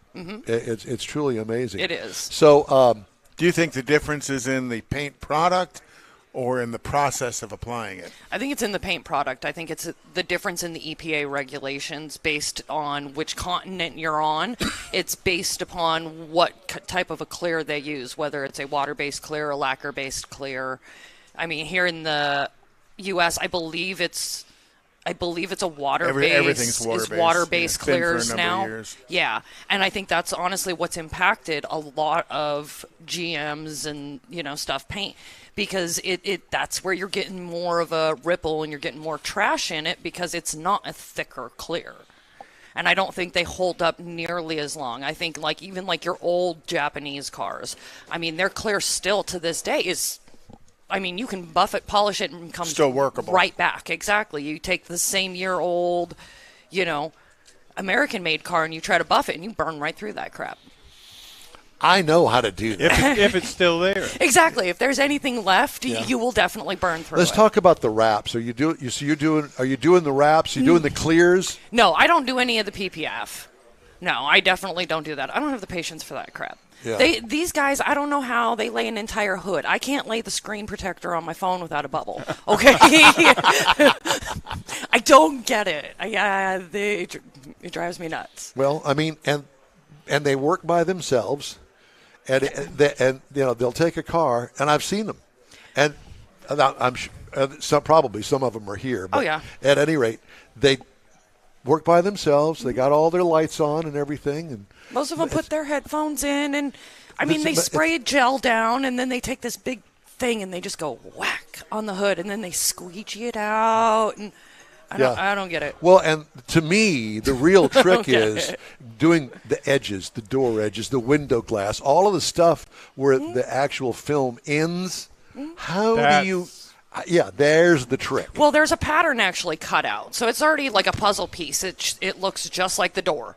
You know what I mean? And so it all just goes straight on, and then So they don't have to trim it? No, they don't. They'll go back and they'll trim down the edges if it sticks up. But no, the whole thing, they're not doing it in bulk anymore with just one giant sheet and come through and cut it. We have a giant printer over there that literally laser cuts an exact template of Really? the door, and it puts it on. It's super cool. But even at that, so the one that y'all did on our truck, where it goes around the cab, I mean, it wraps around Yeah. the cab between that and the bed. Well, somebody's got to get in there. And, Oh well, yeah. I mean, it's cut out like its normal shape, whatever it needs to be. They peel it off and they stick it on, and they yeah. they that's have the to trick. sit there with the squeegee, and they somehow that's where I don't get it. I don't understand how the crap works. I've tried. I've tried to play with it, and it drives me Well, insane. I'll tell you, to me, all I can think of is trying to line shelves in your cabinets in the kitchen. Yeah. It's Drives me insane. I do not have that. I don't have the patience. I'm not for that kind of a girl. Yeah, no, it's just it drives me insane. I can't do Yeah. it because it never lays flat, and I'm a perfectionist. Then you have to peel it off. Then you try to relay it again, and now all the glue is kind of stuck on there. It just doesn't work for me. Just get Wad it up and plastic start dip. with a new one. The Just patience plastic of dip it so There you you can go. peel it the off. patience of Job. Just spray the crap out of it. Thank you. I'll call you for all of these suggestions in the future. Yeah. Yeah. Sounds good. Okay. Yeah, exactly. So same thing applies with the window film. What do you got? One guy that does window film, or does he also do the paint protection film? No, we got let's see here at this shop most of the time we've got 2 to 3 guys that do the window film. And that's basically all they do. And then we've got a couple guys that are cross-trained that do the PPF and the window tint. But the window tint also comes off the laser cutter. Correct. And a lot of that's not just for shape, it's for waste. Because they'll fit they'll fit one here, they'll fit another one here sideways, so that you're way not wasting a lot of it. exactly, and you just peel it out, just weed it out, and yep, it makes it a lot easier for these guys these What days. is your favorite thing to do? My favorite thing to do Yeah. is to buff and polish. Is it? Yes, put my headphones in. Nobody bother me. Be back over there and just like on Nobody my little dare cart bother you. and just go. Exactly. Don't dare. But it is. It's my favorite thing to do when I'm in my zone and it's like I can It's just therapy. go. It is. It's therapy for me. Yeah. But it's like the problem is it's rare that I'm not like, hey Serene, hey Serene. Hey, Serene, can I get this? Hey, Serene, where is that? Serene, when is this leaving? Hey, Serene. And I'm like, okay, I'm never going to get this car done. So, yeah. Kind of like us pulling you over here right now. Oh, to actually. to be on the car show. I'm okay with this. Are I'm ya? okay with this. She doesn't have 15 people bugging her for details. Exactly. I know. No one's coming up to bother me for anything right now because they're like, that would be rude. She's on air. Well, John, No, John, it's John, like they were talking about, are we on the frame? We're not on the camera, are we? Okay. They don't want to be on the cameras, but they don't want to be. Exactly. I told John that I've had to order some new wheels for my car because the other ones are so corroded that it cost me twice as much, 3 times as much as the wheels were actually when they were brand new. Yeah, to Just resurface not- them. Just not worth it, and they leak at the bead. Oh, yeah, So no. screw that. Screw it. So I bought me some new wheels that arrived today. Said, bring me the wheels in the box I want them in the because box. he wants to coat them. Yeah, we have. I never heard of such a thing. We have a new technique. Okay, so we've had the wheel coating for a lot of years, and the wheel coating makes it so like brake dust stuff like that actually doesn't adhere to the wheel. So I mean, your wheels are still going to get dirty. I mean, obviously you can't repel the world from Yeah. anything. Yeah. I have people come in. Well, is it going to keep my car from ever being dirty? No, I can't repel the world from your car. I'm sorry. I don't know But what it to makes tell it you. easier to clean. Correct. It makes it so stuff is not actually going to adhere to it. So it's when you've got hot brake dust, it doesn't. You know how it builds up in the corners? Yep. It doesn't actually do that. And we've actually got a new technique of actually putting it on with an airbrush instead of wiping it on with the pad and then coming back and wiping it off. We actually put it on with an airbrush because then it goes on smooth That's and why he even. wants them. Exactly. Because we put it on. If you do it without the wheel on, it's so much easier. Well, they're brand new. Or without the tire on. And yes, Yeah. with no tire, and they're black chrome. Oh. Yeah, Is that for the vet? yeah, black chrome. Are you bringing me the vet? Well, he said bring the vet because we'll change the tires and everything for you. Bring my baby back to She'll Okay. get her. Well, She I don't mean, care I about could- you. Just bring the damn car. I me. can- Basically, I just want my car back. I can do that, but I didn't even think about that. Well, why not? Well, I was just going to take it over there to Discount Tire. Here are the wheels. Swap it all out for me, and I'd wait for them. And Don, then- do I need to smack you? yes, yes, you do. apparently so. You have back no of the head. room to smack anybody. You're the No. one that gets all the smacks Smack him again today. for me. Smack him again for Yeah, me. thank Thank you. you. Thank you. Appreciate it. Who is your detailer? You. Okay, don't let other people touch your car. Okay, well, Thank I won't. you. All right. It's I'm possessive over my details. I know. Well, and it's dirty right now See? because I had to have a new clutch put in it, and then they've had to readjust the shifter thing in the back, which is a screw I found out. And at any rate, so And chase an electrical drain in the battery. I got that taken That was the care power of. seat. The power seat was making the battery drain. Oh. So we got that fixed. It's been one thing after another. Okay. But Well, I'll don't bring it. drive it through the car wash. Bring it to No, me, I'd please. never do that. Well, it doesn't go through the car wash because Thank it's you. too low to the ground. And he drove it out in the boonies on a dirt road in Alvin. No, it was not on a dirt road. It was a gravel Richard driveway. Tomlin's driveway is a dirt road. Yeah, I have to give you him on that one. All right. Well, whatever the case may be. All right. So there, take that. I am your car And it is in the doctor. Okay, I'm going boonies. to bring you the car. I might bring you the car today. I don't know. Okay, do it. All right. I dare you. If the wheels get here in time, I may bring it. How late are you here today? Until I get stuff done. Okay, because I don't know. I got cars leaving at 11 and then probably later. So, I mean, right. I'll be here for a couple hours. All right. Thank you. Serene Pease Well, is thank our you. expert Thank you. here at John Gray's Gulf Coast Auto Shields. So come see her. Come see her, come see her, come see her and save. Yes. Thank you. Thank you. Appreciate it. Okay, time now for the cruise in calendar. This is a big one, and all the big expensive cars are now cruised in. Yep, and still coming in. And they're still Yep. coming in. So if you've got a So nice, if you're out on the road and you want to come by, cruise in, and look at some gorgeous iron, stop by Gulf Coast Auto Shield. you need to get, you mainly need to get fiberglass. You need to get going on that, please. The let's see, You didn't edit this Tonight, before you. tonight is the Bluebonnet Street Rotters I'm telling you. at Freddy's Steak Burgers in Bryan College Station. The Pflugerville Coffee and Flule, that's what they call it, Pfuel, in Pflugerville, Texas is tonight. Really? Yep. Wow. And then tomorrow is Pistons at the Park at the Brown Santa Fe Toy Drive in Pflugerville as well. Cars and Coffee Toy Drive at Noe's Cafe in Spring. Woodlands Coffee and Car for a Cause is tomorrow morning at 6:30 a.m. And also is Coffee and Chrome at the Avalon Diner at 12810 Southwest Freeway in Stafford. And Don will be there signing hero cards. I don't know about that, but we'll see. Not hero cards, that's for darn sure, because I don't have any of those No, things. we're going to make you some. I can only imagine what that would turn out like. All right, Just like the picture you showed me earlier today of the turkey. that's right.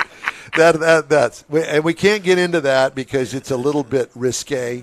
So just leave it at that. All right. Time now for More this. gay than risk. Time now for this hour's car review. Time for the 2024 Buick Envista.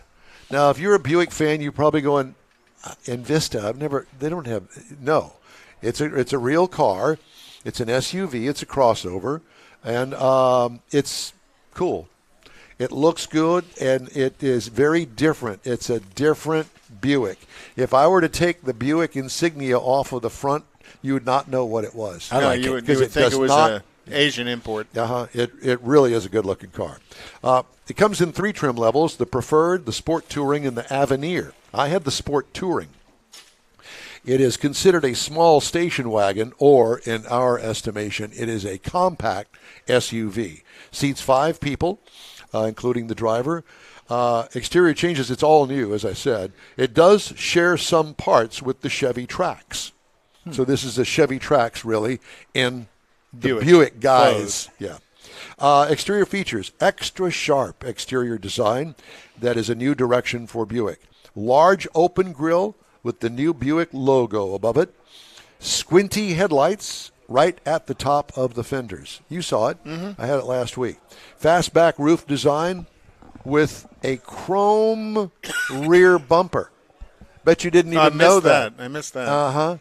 It's got a piece of chrome back there. At least it looks like it. I didn't really pay that much attention to it. It doesn't stand out like the old chrome bumpers, but it's very unique and it's really cool looking. Believe it or not, there's no yawning on this show either. By the way, Yes, sir. Go ahead with just your trying to make up for that, or Go ahead with your review. okay. I'm enthralled. I'll bet. What I liked, everything. This is one cool cookie. What could use improvement? Nothing. Don't mess with it. This is a good design. Interior: sleek integrated instrument cluster that is integrated into the dash, but it goes from the actual instrument cluster through across where the infotainment system is. It's one screen. It's integrated, but it also stands up. It's hard for me to describe that screen, but it is really a cool, different way. I was gonna say, 15 years from now, that's going to be hell to replace. I don't know. But it really is a sharp-looking design. High-quality materials with super door cards. Lots of high tech in this. If you want it you can get it. It's all connections all through the cabin. I don't know. They must have hired a new design team there at General Motors Buick division, because this is one slick cookie. You like the look of it. Trim level dictates lots. You can even get it a la carte if you would like. Even on the lower trim levels, if you don't want the entire list of stuff that comes with the upper trim levels, you don't have to get it. You can order it one by one. Yeah, it's really cool. Cargo trunk room is enough. What I liked about it, the design and the big screen dash. What could use improvement? There's a big question mark. Now, what's it powered by, Don? Well, it's powered by a 1.2-liter itty-bitty, tiny-weeny thing, a turbocharged 3-cylinder motor. 3 cylinders. Three. It just don't sound right. It doesn't sound right, does it? But it does, and it turns out 137 horsepower and 162 pound-feet of torque. You're thinking, oh, my God, this thing is a slug. No, it's not. That 6-speed automatic transmission works rather well with it. It's about the same size as a Route 44 at Sonic.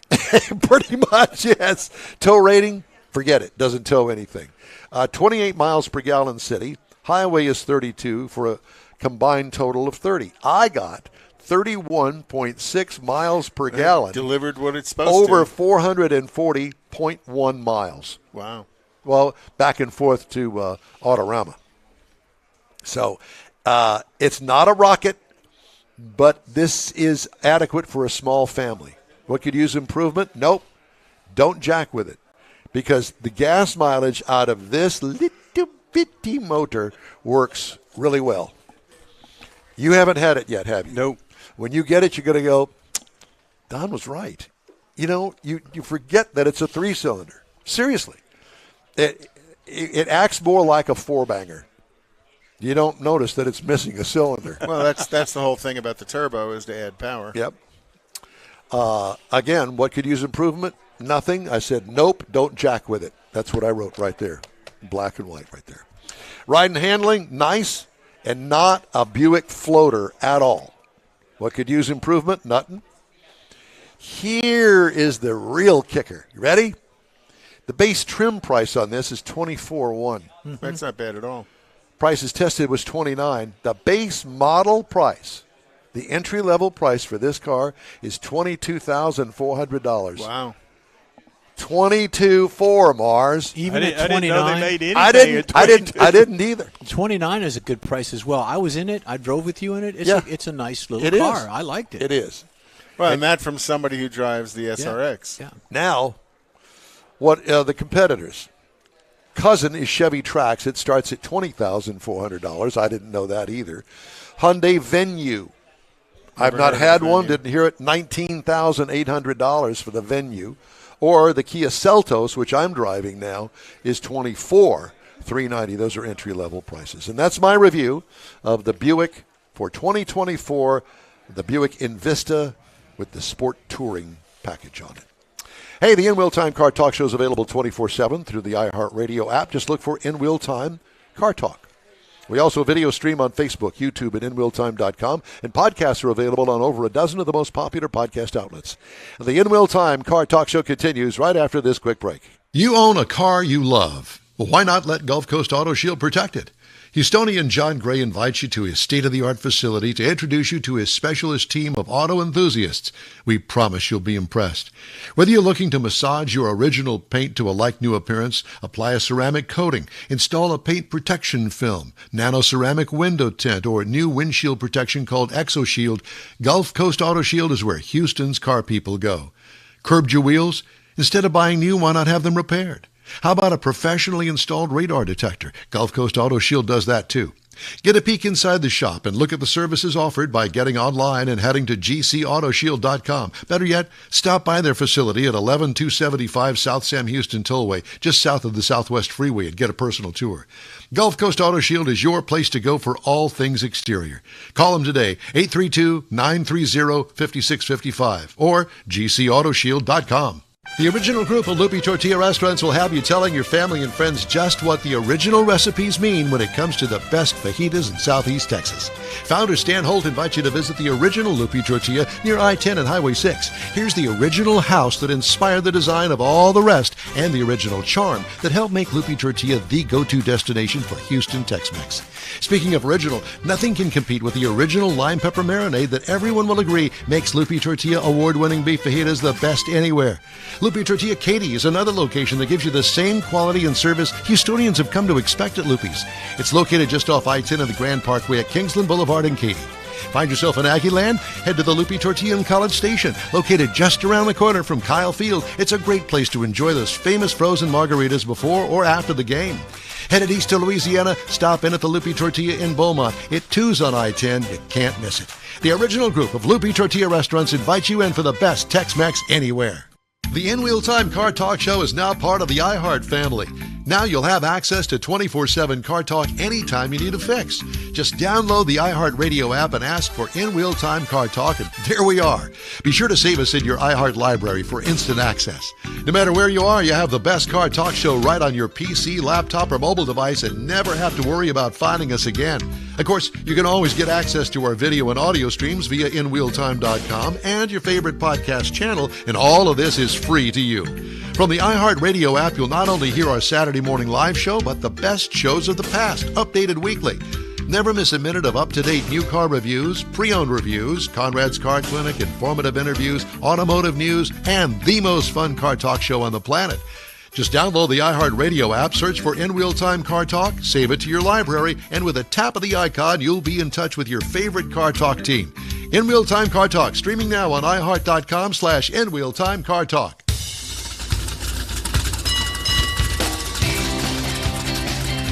Our chief engineer just ran over here because he heard the music play. He was trying to call you, but you out of breath now? Speak up.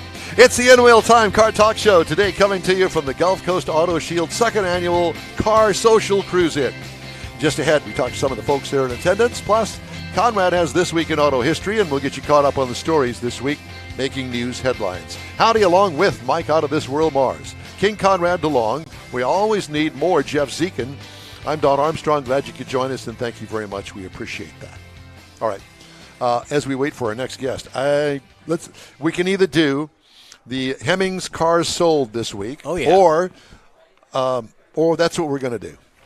I was going to do something else, but I thought, no, I'm not going to let you guys dictate the tone of the show here. Uh-oh. What? That's what I said. What? Yeah, what? Okay. What's your name? Tony. Don't even go there. Go there. Go there. Okay, this is for Jeff because he's the Cadillac guy. The Cadillac. A 1956 Cadillac 62. Oh, man. Big fin. Big fin. Actually, not the big fin, but it has the Dagmars, the big Dagmars. Oh, okay. I was thinking big No, fin. no. Yeah, 45,000. 45,000. What is your 73. Nah, 25. Did you cheat and look? 25. Did you look over my shoulder? Nope. Okay. What is yours? I said 25. $74,025. Well, you know how them big Dagmars are. They're expensive. Well, I had to explain to somebody the other day what Dagmars are. for my 45,000, I only get one Dagmar. I just get a Dag. That's right, only one Dagmar. A 1972 Chevrolet Corvette convertible. Ooh. Big block 72. or small block? It's got a hood of a small block. Okay. So what would you think this is a convertible? So it's a 12 grand. 12 grand. 12 grand. Really? 25. You looked. He did. Okay, so he's out. He He's can out. no longer bid. I know. All right, Mars, what is yours? I was sidetracked on what's going on outside. 10,000. $25,200. Okay, Jeff, here's your 2011 Cadillac DTS. All righty. How much? 2011 Cadillac DTS. Uh-huh. $9 grand. $9 grand. 12 grand. 15. You're not in the bidding any longer 15. because he looked. He cheated. What did you say? 15. You said 15 is 13,125. We'll kind of split it. I'll let you drive it on Tuesdays. Thank you. A 1984 Chevrolet C10. 84 Chevrolet C10. It's what they call a square body. Yeah, I'm going to go 11. Speaking of square body, 11. What did you say? 11. 11. Mr. Mars, what is yours? 15. 15. 14,175. did you look? No, I had one. You drove it here. Yeah, he did. 1970 Plymouth Roadrunner. Jeff? Ooh. 26. Really? Yeah. 40. You're not in this bidding. And I'm not telling you. He cheated and looked at my papers. So he's not. He can't do it. He cheated. What'd Jeff say? I forgot. Okay. 26. Well, it's a Roadrunner, so it means it's a 383. So I'm going to go 30. 52.5. and it's got a black vinyl roof on it. Here's one for you, Conrad. A 1969 Triumph Spitfire 4. It's just a roller. It doesn't have a motor, and it doesn't have an interior, and it needs paint. It needs a lot. $6,000. Does it have a title? $3,000. Then we don't know. It's $700. Yeah, I was going to say, no title. It's under $1,000 for sure. Yeah. How about a 2001 Chevrolet S10? 2001 Chevy S10. It's the extended cab version. Ooh. What difference does that I don't know. Ooh. I don't know. $3,000. He says $3,000. What do you say? 4,500. 4,500. Mars? 25. $11,550. Are you serious? A 2001 Chevy S10 for that much money? It better have a small block in it, shoved back, and It you doesn't drive it have from the any of rear that. seat. It looks like it's Tubbed stock. out. Better be with tubbed an out LS. for sure. Absolutely. Now, here's Love it. one that was really surprising to me. A 1975 Pontiac Grand Prix SJ. Oh! You know what? We used to. A buddy of mine had one of those. His It dad had actually one. looks like a Oldsmobile Cutlass. That thing was a monster. The one he had. It's big. This is Well, a the big SJ truck. generally had the big motor in it. Yeah. Either 400 We used to or party in that 455. thing. 455, yeah. So 75 Pontiac Grand Prix SJ. What do you think it sold for on Hemmings? 18. 16. Bars? 25. 15,330. See, I would buy that. I would buy that. I've been And in it's a them. nice, clean car. Looks like it's all factory stock, white walls. There I don't was know a why. but lot okay. of donkeys being moved in that. I'm telling you. A 1971 International Scout. Conrad? International Scout. So that's the early Bronco-looking thing. Yeah, I don't know. That put much value. Maybe 15. 15. Now, Only because the Broncos have gone crazy. all right, 11. well, this is a fully restored. I'm thinking 11. 45. He's saying 45. What do you 11. say? 54.6. That's crazy. Well, because they're taking off, just like because Because the the Bronco Bronco. took off, it's sucking them on the way up. I've seen a couple Well, of them yeah, lately. and they're much more rare than the Bronco. I didn't Yep. want to buy it anyways. Yeah. It's orange. All right. Now, this is. Oh, there's a couple of them here. Let's go, first of all, with the 1946 Ford pickup truck. 1946. Fully restored. It's got some really ugly colors on it. It's kind of a dark blue and yellow with yellow wheels, yellow grill. It's just wrong. But it's a Reminds me of 1940. that pace car purple Corvette. That pretty much, exactly. yeah. Ugly. Uh-huh. This is a 46 Ford pickup truck. What do you think that sold for? 52. I'll say 40. 32. 17,850 because Oh, you're gonna have man. to repaint it, but whatever. Didn't want that one Okay, either. now here's the cream of the La crop. Creme de la creme. Creme Yeah. de la creme. This is a 1960 Uh-oh. Buick Invicta. Oh, that's Oh, with the yeah, big angle boat. eyes. Yeah, well, kind of. This is a station wagon, Jeff. Oh, man. I've never seen one. It's priceless. I've I never can't seen bid on one. it. I can't bid on it. It's big. It's big. A 1960 Buick It's Invicta. bold. It's a station wagon. It's a two-tone. 32. It's a 16. three-holer. You said 16? Mars? 18. 18? 32. 15,750. There it is. Take a look at Oh, it. my God. And it's a wagon. It's a wagon. It I know. won't fit in today's Look. garage. Look at it. Look at that thing. No, are you It's kidding? got the tail fins on the front. It's Pretty much, yeah. Oh my gosh. Well, that's the bargain. I don't know where you'd have to have a barn, or you'd have to have. It won't fit in the garage. No. It's No. too. It's too. Not- What is that? 25 feet long? Must be. It's not only too long, it's probably close to too wide. All in that today's too. can't make garage, a, yeah. no three-point turns Yeah. on that. And you know, there was a car here. I don't know. Is it still in here? It was a Ferrari. The Ferrari California. It's back in the corner. Is it back in the corner I back believe there? it is. That Ferrari California, it's a beautiful car, but man, is it big! That's a big car, and you know, this Lamborghini here is a big car. It's a big car. Well, they got to put all that power in something. Well, I know, and I know that it's a rear-engine car or mid-engine car, but still, man, they're big. Yeah, they take up a lot of room. Yeah. I was kind of surprised. That's what kind of took me back on that. Anyway, here's one for you. By the way, Well, because we're here at Gulf Coast Auto Shield, the Car Social, and the Car Social is socializing. Mm-hmm. It's very good. And I think the BMW Club just arrived. They are here. They're here. Car networking. Yeah. These are basically high-end cars. And there is a beautiful red Ferrari. Mm-hmm. Is that a California as well? Do you know? No, I almost want to think that's an SP, but I'm not Ferrari enough to know. I'm not either. But boy, that's a nice car. That's a beautiful car. It's low and sleek. It is. Well, I think almost everything here is low and sleek. Is this car on camera, Mr. Mars? The Lamborghini? It was earlier. It's okay. not now. We All can right. put it on there. And then we have the Audi, the R8, and you got the Tesla. Is that a 3? Model 3? Yeah. I think. And we've got the Cadillac. Now, the Cadillac back there, it doesn't have V on the side of it. No. But, boy, it sure sounds like one because he was moving it around earlier. And notice they parked it the furthest away from me. Yes, I know that. Did you look inside of it? I did not. They won't let me in. No, they kept pushing me away. No, they didn't either. That's not the way it works here. Here's more BMWs showing up. Yeah. So the back parking lot. We're in the back, by the way, of Gulf Coast Auto Shield. Right here on the. This is considered the West Sam Houston Tollway. I think the address turns to the South Sam Houston Tollway down the street, but it's not here. Yeah. Anyway, we're just south of 59, the Southwest Freeway. Yep, we're in the shop where all the action happens. Yeah. 7 tips.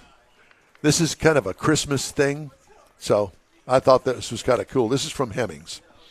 Regardless of what projects they might be working on, there are a couple of easy ways to look for gifts that car-crazy people will really appreciate. And since we're in the month of December, I thought that this was appropriate.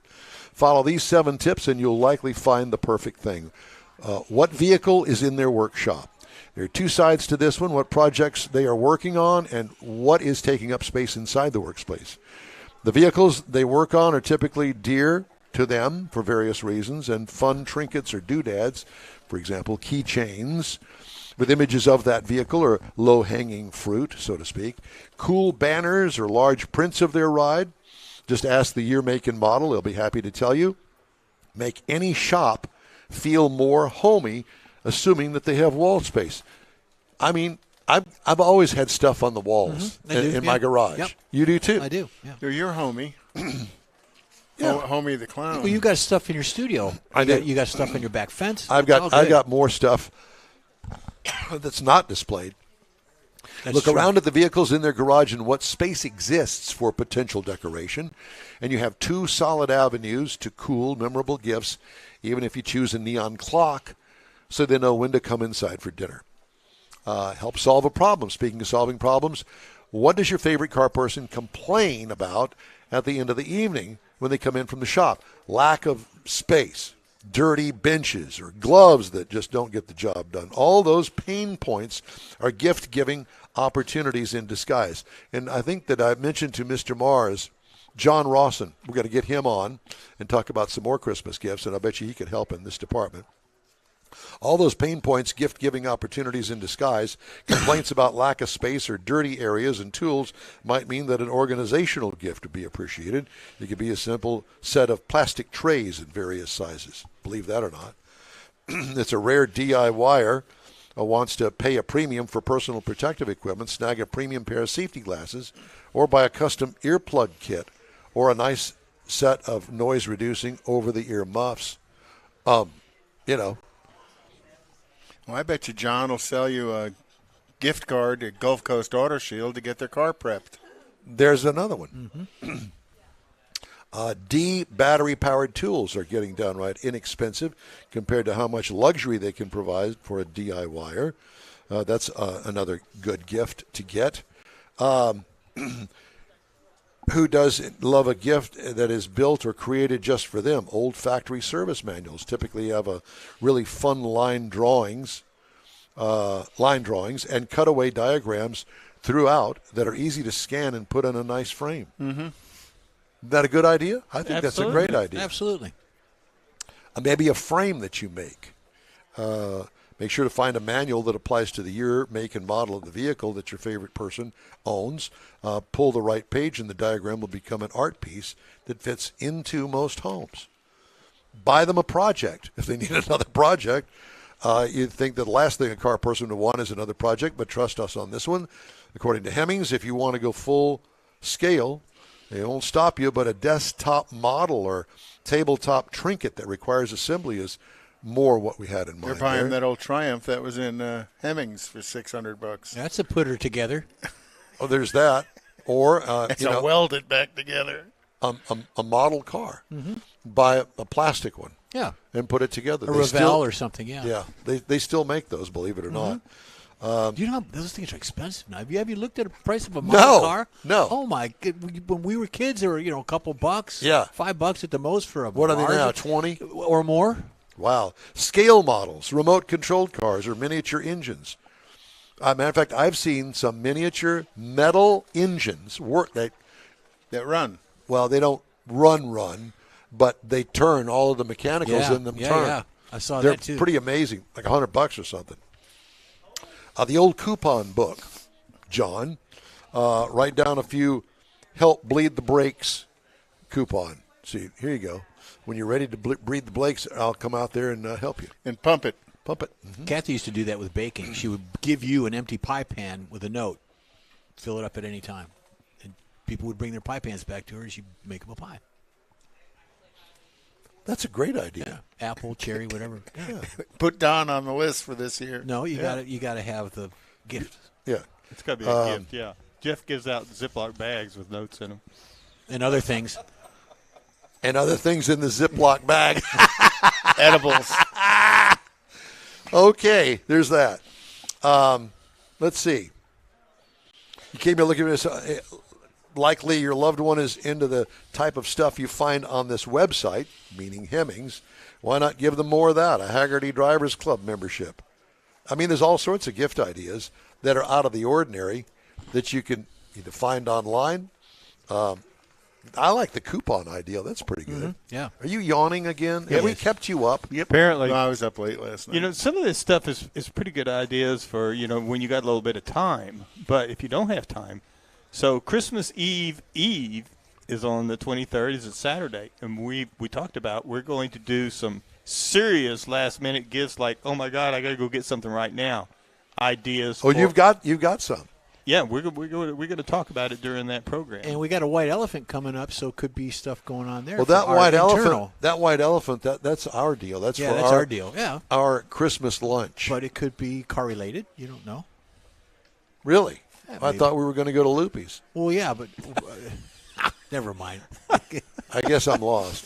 Yeah, no, we're going to Loopy's for food. Don's lost in the fog, but he's making good time. We're exchanging the white elephant. Oh, the white elephant. Yeah. The white elephant stuff, yes. It could be cars related also. Yeah. That's what you need right there, Mars. Right? See that camera that boy's working on? I saw that. I was watching. You need to go and talk to him and find out what it is. It's expensive. I can tell you that for sure. Well, that shouldn't be any problem for you, Mr. No, Mars. it's that kind of expensive. No, yes. yeah. Well, go ahead. There's not a problem. That's all about you. Just push him off the ramp. Yeah. Be cheaper to hire him. Probably. Well, and he's filming that Ferrari for sure. And he's a young guy. Well, who wouldn't? Reminds me of your son, David. David's sons are that age. Yeah. Well, one in particular. Yeah. Ryan. They want Christmas Kyle's stuff still for in their high school. Infinity. What? They want Christmas stuff for their Infinity. Hey, Dad, can you buy me a new set of wheels and tires? I never finished telling you the story about why I had to buy new wheels for the Corvette. So, Somebody found the alarm. Uh-huh. Your Mercedes is going off. So, the left rear wheel was leaking air. I took it up to discount. They dismounted it and decided that it wasn't the tire that was leaking. It wasn't the valve stem that was leaking. It was the actual wheel itself that had corroded on the inside, the bead of the tire. Not surprised. Yeah.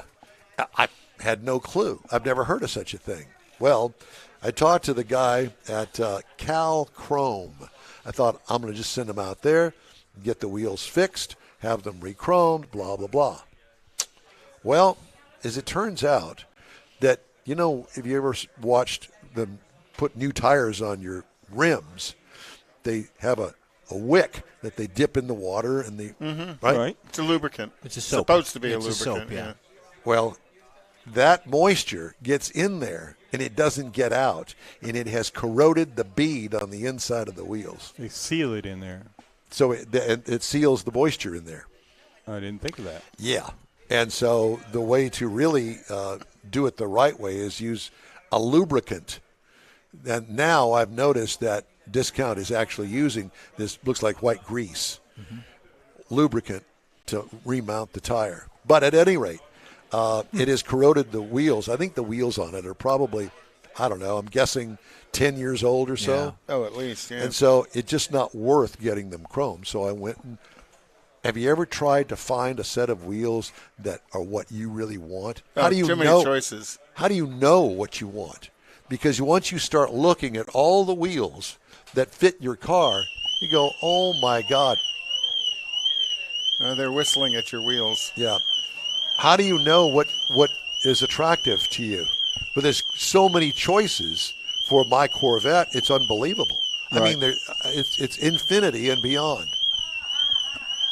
So I thought, Got out your J.C. Whitney and No, picked out a pair, huh? I did find a set of wheels, and I'm not going to tell you anything more about them, but I have them ordered. They should arrive today, and I ordered them out of New York. I found them on eBay. They're brand new, okay? There's a dealer in New York that carries these. Guido? There's a dealer in New York that carries these wheels, and I couldn't find them anywhere else. So I ordered the wheels, but I was really leery of them because the size is a +1, okay? And so that means that the fronts are 18s, the rears are 19s. Well, they're staggered. They're staggered, but they're still +1. +1 because they were staggered in 01. Okay, that throws a whole wrench in the works. So now you got to buy new tires. I didn't say No, I didn't say that. I said those were the wheels that were originally on it. You weren't paying attention. You've given me such a hard time this morning, so I'm going to give it right back. Mr. Yawner. Obviously, we've kept him up today. But at any rate, so I will hopefully display them for you next week. After you bring them by here and let them prep them. Yeah, well, I'm going to bring the car here and then let them coat the wheels, and then they're going to mount and balance, I guess. Them. I don't see a balancing machine here, and I don't see a mounting machine. Yeah, I was going to say, I don't see the mounting machine. Now they have these guys that do all that remote, and the guy shows up. Oh, that's right, in a truck. Yeah. And he's got the mount and balance equipment in the truck. Tough thing about that is, are the tires on your Corvette run flats? Of course. Yeah. They can be a struggle to mount correctly. Well, they didn't have any problem mounting mount them them on over at these, Discount. Yeah, well, Good disc. but it's because the sidewalls are so stiff. And No, they just take a little extra care in it. Yeah. That's all. There shouldn't be any They real problem managed to mounting do them. it, but it's a different process than you would, say, for instance, the tire on that steel wheel. I can tell you that. Yeah. So, and the wheel business, oh my gosh, it's amazing the number of aftermarket wheels that are being purchased every day. Matter of fact, this guy I bought the wheels from in New York, I think we're going to have him on. I talked to him about it. He's a very personable guy, and the nice thing about it is when you talk to him, you're talking to the owner of the company that is an aftermarket dealer, aftermarket wheel dealer. So he's got the skinny on all of it, and how to do it. And I did not realize that the offset on aftermarket wheels, along with the actual size of the wheel, not the diameter, not what you mount the tire on the outside, because you can see that on the tire, but the actual size of the wheel can be found behind the front. You have to take them off and look back there, and it's all stamped in the on the wheel. plate. I did not know that. On the back plate. Yeah. The offset, all of it's back there. Of course, the cheap wheels, the Chinese wheels that I have on there now. It's in Chinese. It's not, the offset is not on there. It shows where the offset's supposed to be. It's called ET. I don't know what that stands for. But at any rate, I learned a lot through this buying process, and it was painful. Well, wheels are fun. Well, we ought to have him on the show. We're going to have him on the You show. just said that. You weren't paying attention. He wasn't again. I was busy coughing. Do you have some sort of lung infection? Hopefully not. Yeah. Just checking. I know a guy. He's giving me a hard time today. Yeah. So I thought, well, I'm just going to give it back to him. We can do that. We're okay. As I yawn again. His meds are kicking in. Are the meds kicking in? Is that what it is? No meds here. No meds. Okay. Other than the blood thinners. Blood thinners. Jeff, he's on blood thinners. Good for him. He's special. Mars, you haven't said 2 words in the past half hour. I'm not getting in this conversation. Because No? David keeps turning his mic off. No. He does. You need to keep your hands on. Is there a reason that you've inserted this into your microphone thing? Yes, because I'm tired of you griping at me for making noise every time I have to get up. Just saying. It's all my fault. Don It's funny. It turns around on me, doesn't it? And he gets to buy And I got nobody arguing with me on this. What? And then he gets to buy a new device. Yeah, buy something else. It works, though. I guess it does. Have you noticed that we're at the End of the hour. at the end of the hour? We've managed to BS our way through this hour, and We missed auto history. What? on purpose. Thank you. No, we're going to get to auto history. Yes. I'm going to write it down somewhere. Well, it's written down here, but we ain't paying any attention. And I'm going to to leave the last hour in David Ainsley's hands. Oh, you are? You're going to take an hour now? I thought it was only 30 minutes. No, I'm going to leave at 10. Oh, 10. Yeah. I have to be there by 10:30. Oh, I see. Okay. That's where I got confused. That's not the only place I got confused. I was going to say, Dazed and confused.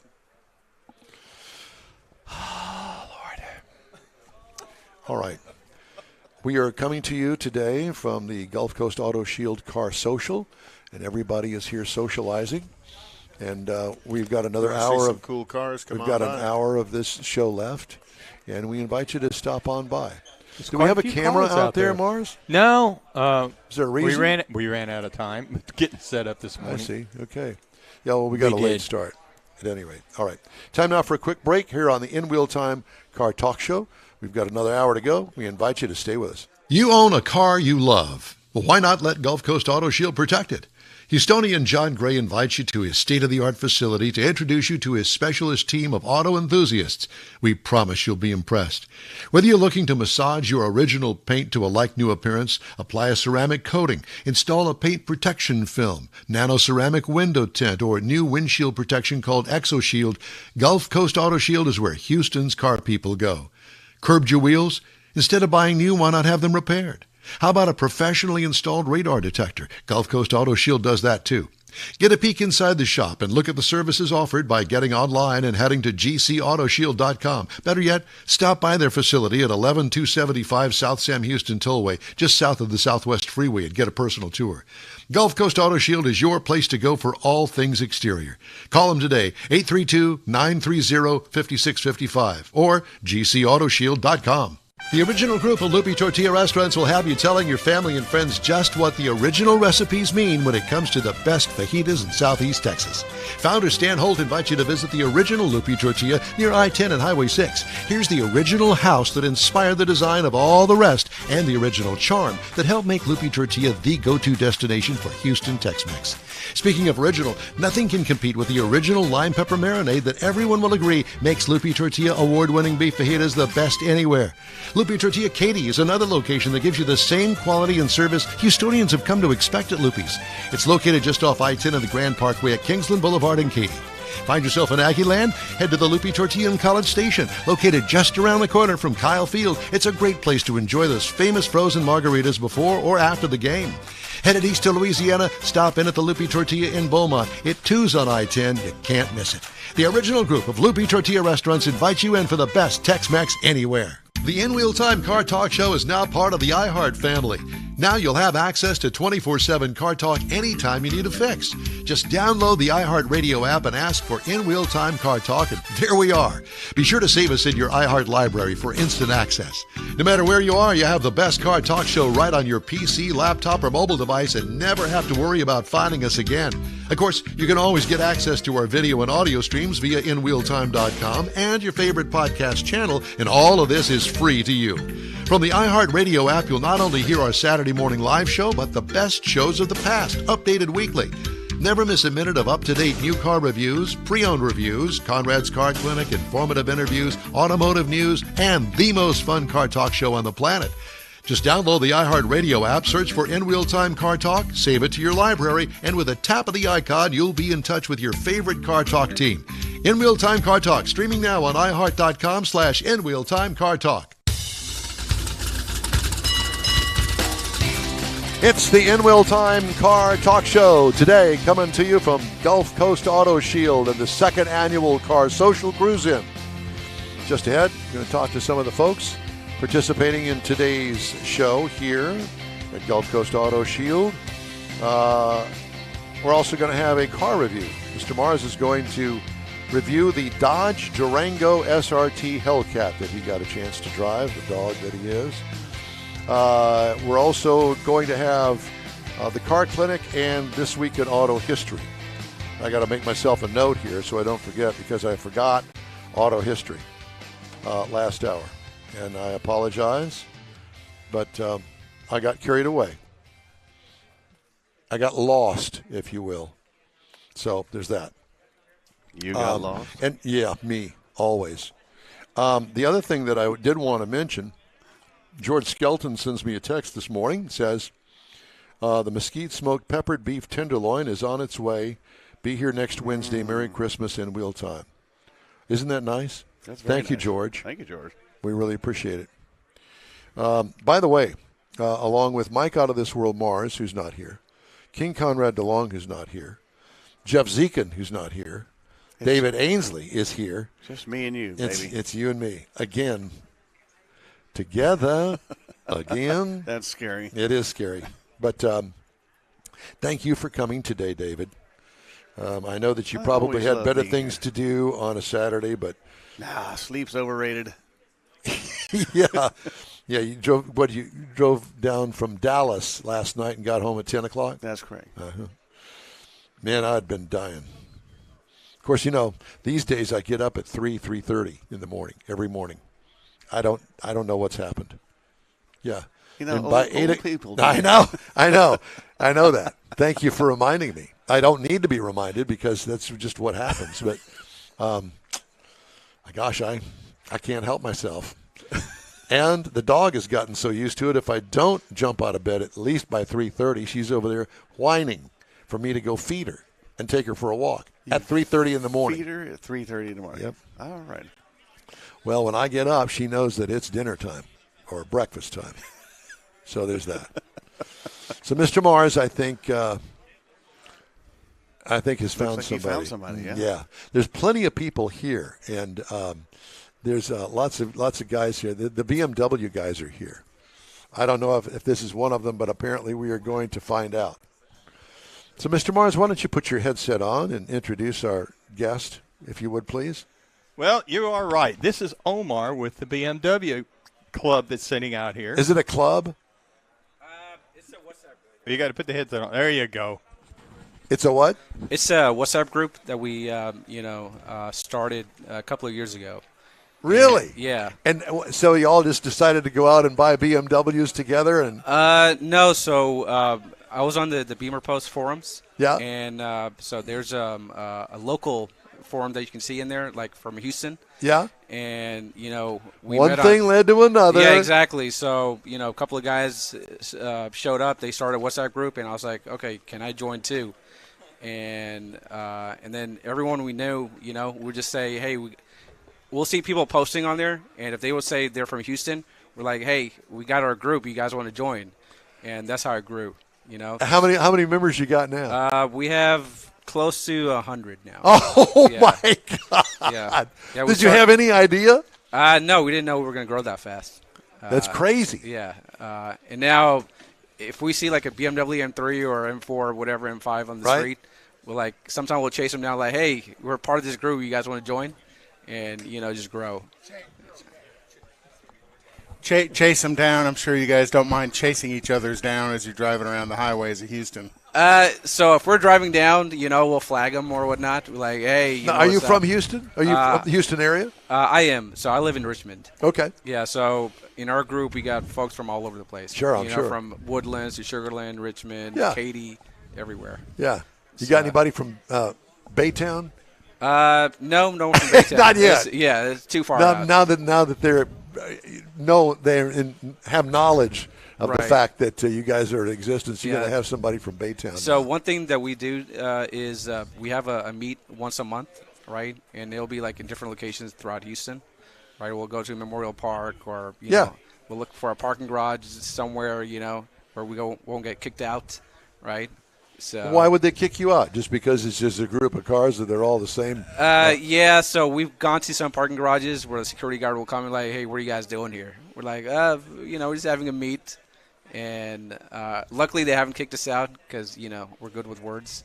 And they let us Good stay. with words and behave yourselves. Yeah, exactly. Yeah. Yeah. We're not obnoxious or anything, right? Yeah. We just came here to have a fun time. Yeah.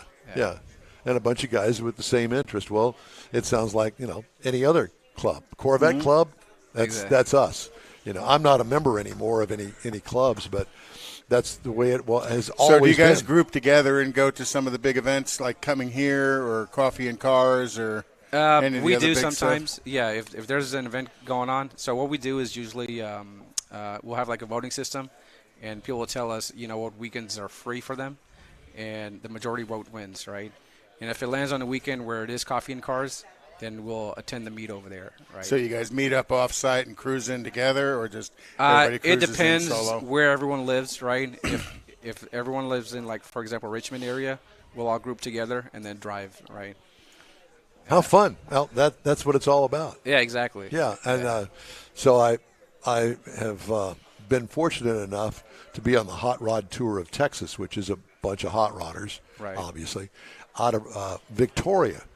And so it's a once-a-year deal. We drive down to Victoria, meet up there on a Thursday night, and on Friday, all of the different kinds of cars that you could ever imagine, Right. antiques, hot rods, resto mods, everything that you can imagine.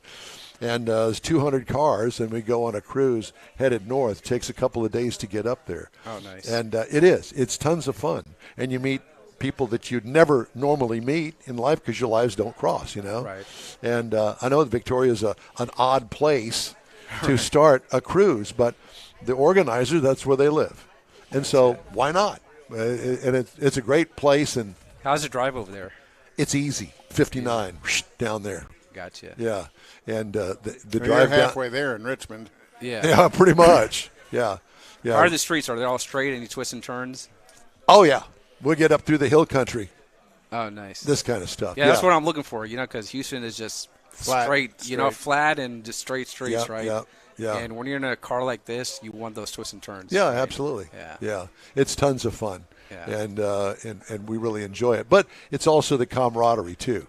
Right. In the evenings get together and everybody have a few cocktails and at the hotel, the host hotel, whatever it may be. Last year, the past 2 years they've had it. We had a meet, if you want to call it that. We all cruised out to a drive-in movie. I think it was in New Braunfels. Tons of fun, lots of parking. But 200 cars at a drive-in theater is a lot of fun. It is, yeah. And there was plenty of room everybody's for kind of everybody together, because it was an old school, drive-in theater. So it had lots of places for people to park. And, and I'm sure with your club, you got your own set of buddies that you go with or hang with, whatever the case may be, within the club. Right. Yeah. Yeah. And one thing leads to another, and hey, this guy over here has got a new set of wheels on, or whatever the case may be. Yeah. This is what he's done. Got a new air cleaner on it. So do you guys have any affiliation or any association with any of the BMW dealers here in town? So I mostly deal with BMW Momentum. That's where I bought my first M3 from. and I've sent a lot of customers to those guys, right? So now you're getting a car free every other year. I should be. You should, yeah, exactly. Probably not. I hope the GM is listening to this. Yeah, exactly. Yeah. So where is that dealership? Is it down 59? Yeah, it's on 59. It's like about 4 or 5 miles away from here. Gotcha. Yeah. That's right. Who's your buddy here? Raheem. Pull that microphone in there close to you. Be the sports is that broadcaster that you always wanted to be. A Morning, little bit closer. How's there you that? go. Better? Yeah. What's your name again? Raheem. Raheem. He's one of the It's good. members What in the group. I kind of So figured which as much. what car is yours? I have the Brooklyn Gray G80. I'm parked on this first row, the second car from the left, or third car from the left. So when you bought yours, did you know about this group? I did not. I was actually at the dealer looking for a car for my mom. I wasn't really in the market for a G80 at the time, and someone backed out of this allocation that had just come in, and they were willing to make me a deal, so I ended up purchasing. Oh, cool! You guys tell the story. He wants to buy the car for his mom, but he came out did. with his own car. Yeah, exactly. I actually took my mom's car into the dealer to trade in, and they were giving So me. you traded your mom's car in, and you got the deal. What a deal! No kidding. What a deal! It was a win-win in my book. What did the mom get? Anybody's book. And he got mom a bus pass. So yeah, they gave me terrific trade-in value, so I wanted to put it to use, and they didn't actually have anything that my mom was liking at the time. So I ended up buying a G80, and I have a Model S as well. So she enjoys the Model S, so she drives that here and there. But until I find her the right car, I'm enjoying my G80. I just got to say that's the excuse he's using now. Yeah, exactly. He went in there knowing he was going to get the G80. Yeah, exactly. I had no idea. I Sure. It was the third dealer I went to that day, and they twist my arm. Yeah, not one of those kind Oldest of trick in the book. Yeah. I went home and I said, they gave it to me for free. What was I going to do? Yeah, I'm sure that she believed you in that. No, she did not, but she liked the car, so. Now, have you guys done any modifications to your BMWs? I have.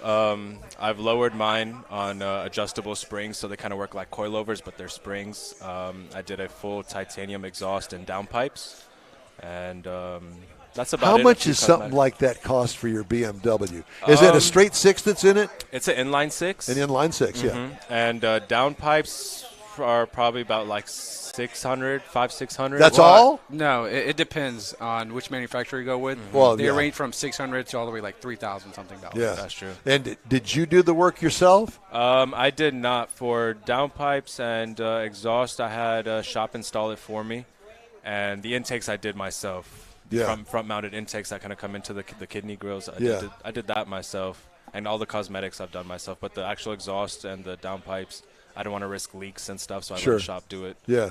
So Smart move. I am one of the mechanics of the group as well. Like I do exhaust, springs, intakes, everything. I think in my garage alone, I've had about 15 M3s come in. Well, that's part of the cool thing about a group like that, though, too, exactly. is you guys all kind of go hang out together at somebody's house, apparently yours, and upgrade somebody's car. I need to start charging them too now. Yeah, With all you the work I've wish. done. Do you have a lift at the house? What's up? You have a lift at the house? I would like to get a lift, but no, I don't. Well, you but ought even to if get I all were these to get a guys lift, donate to your lift. If I were to get a lift, it won't be like a full height. It'll be like a half height Right. lift, you know. Yeah, but that's, Yeah. Now, your upgrade parts, do you generally buy those outside of BMW? Or do you buy anything from the BMW dealership? You have to if you want, because like, if you get an exhaust from BMW or replacement, it'll cost you an arm and a leg. It's like $7,000, $8,000. Where the exhaust that I got was all in about $4,000. It's like a full catback exhaust. Gotcha. Right. Yeah.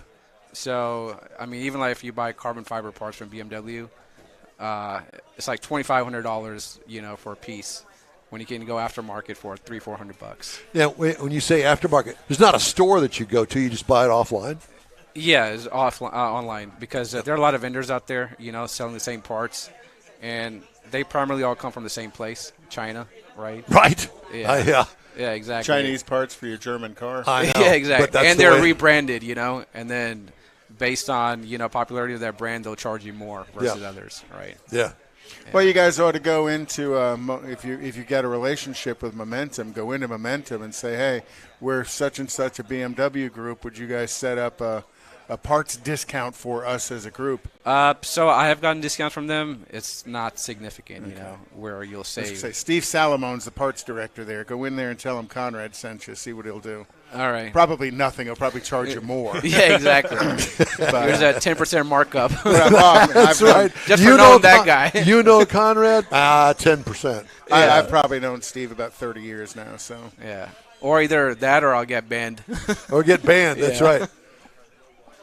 There's that. It's possible. It's possible. I doubt it, but No, yeah. I'm kidding. Yeah, but yeah, they're actually a pretty good operation. They've got some very skilled technicians at that store. now these automatic transmission cars that you guys have? Uh-huh. Yeah, they are. Yeah. They are. Yeah. Paddle shifters?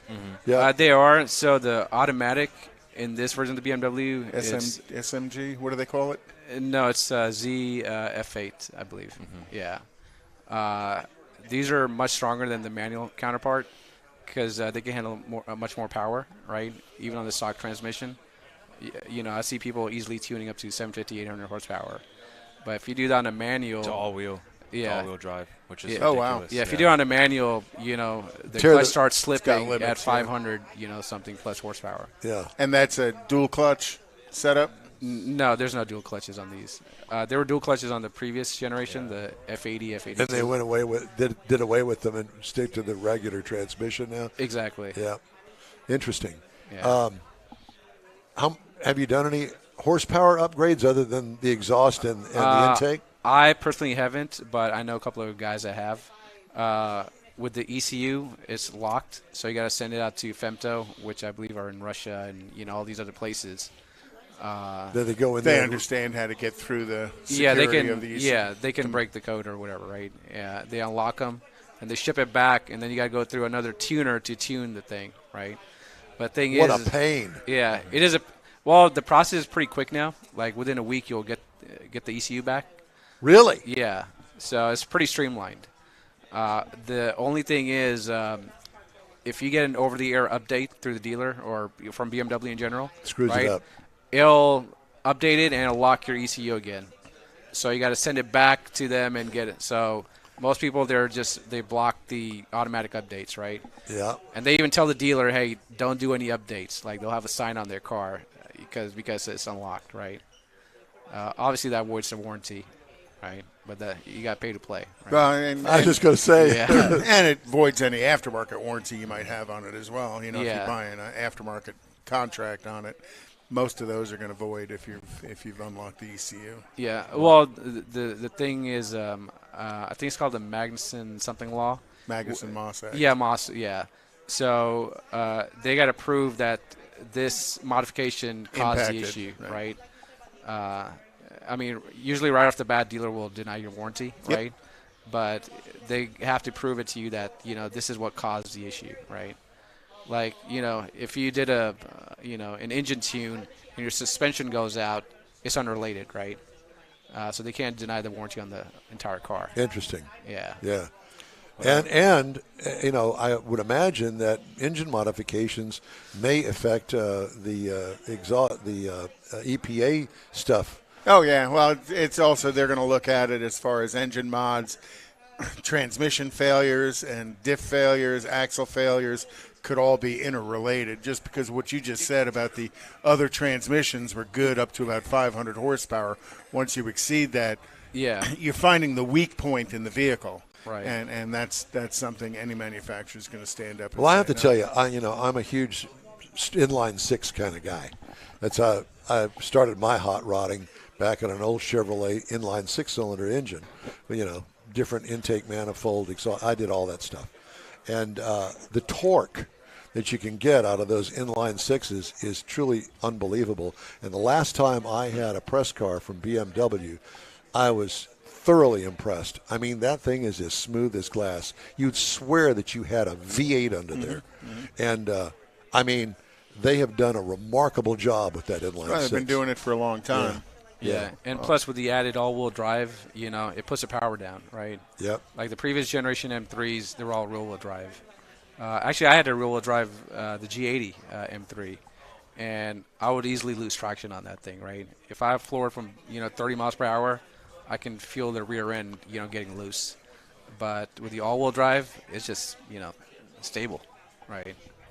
Can't get out of your seat because it's pushing you back in it so Yeah, far. exactly. And does it manage traction front to back is the all-wheel drive? Is it a pure 50-50 or is it 40-60? It depends where it needs the power. Will it vary? Yeah, it varies.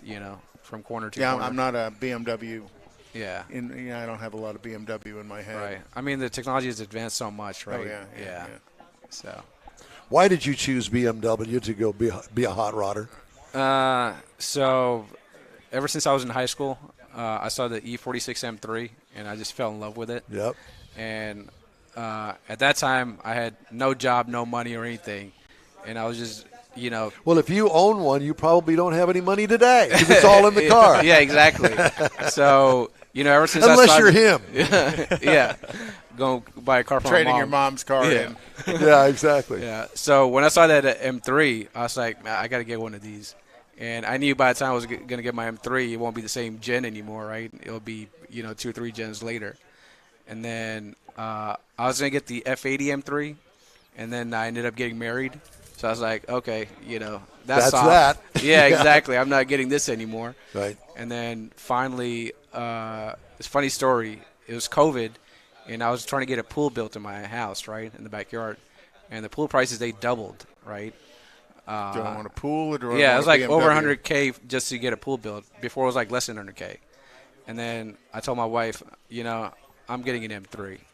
And then I went to the dealership. I saw it in person. I just fell in love with it, because these new M3s, the front grille is controversial, right? So, right. Yeah. And then I saw it in person. I was like, man, I like it. So, I placed the order right there and then. And then, a few months later, I took delivery of the car. Yeah. Sweet. Yeah. And since then, I've been modding my car. And, I haven't told the wife anything about how much I'm spending or anything. Cause she's listening to this show right now. I hope she's not. Yeah. Yeah. Well, that's everybody's fear is that their wife sells their car for what they've told her that they have in it. Yeah. So, I've been buying parts for like over $1,000 or whatever. She's like, how much does this cost? I'm like, $50.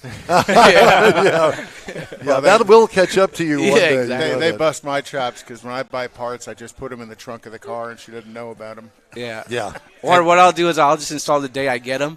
So she's like, was this It's there just before? empty boxes, yeah. I was like, yeah, it was. It was. I just found this box. Yeah, exactly. Gentlemen, thank you so much for joining us. We appreciate it. thank you. It was great talking to And you. thanks for coming out. And what's the website or So forum or whatever our it is? WhatsApp group is called Beamers of the South. If they reach out to John, if they want to be part of this group, we can, John can give us our contact information. We can add them. Good. Like that. That's good. Or they can go into Beamer Post and go to the section where it's like, what do you call it? It's like, The cities? The or- regional sections. Regional, Regional sections. Yeah. Go there. I think it's in the southwest or whatever region, right? Just like that. Drill down into it. Yeah, and find it. exactly. Yeah. And I'll make a post about it. If you want to join this group, you just click on this link. Okay. Oh, cool. So Very good. It's Yeah. great to talk to you guys. Thanks so much for me having too. us. Thank you. Yeah, Very thank you. cool Appreciate it. cars. Yeah. All right, thank We you. appreciate it too. All right. Time now for the car review. Now, Mr. Mars had the chance to drive. The Kona. Don't be smiling at me when I give this introduction. Had the chance to drive the Dodge Durango SRT Hellcat. And that's all I'm going to say because I know that you'll rub it in even more now that you've had a chance to drive it. Well, let's get David Attorney on here. So we're talking about the 2023 Durango SRT Hellcat Premium all-wheel drive. Now, Sure. I'm going to explain that to you. Okay, please do. Now, the Dodge Durango, you can actually, if you count the different editions that they have listed on their website, you can actually get 18 different trim levels or whatever you want to call it of the Durango. However, we're going to just talk about the 3 Hellcat editions. You can get the SRT Hellcat, the SRT Hellcat Plus, the SRT Hellcat Premium, which is the one that we had. This is a full-size SUV, 3-row. We had the 6-passenger version because we had the captain's chairs in the second row. One of my granddaughters, I was taking her someplace in it. She said, "This is a family car?" Yes, this is a family car when you get everything in it that you really want. And it has a distinctive SRT badging. Ours had the dual racing stripes on it, the SRT Performance hood.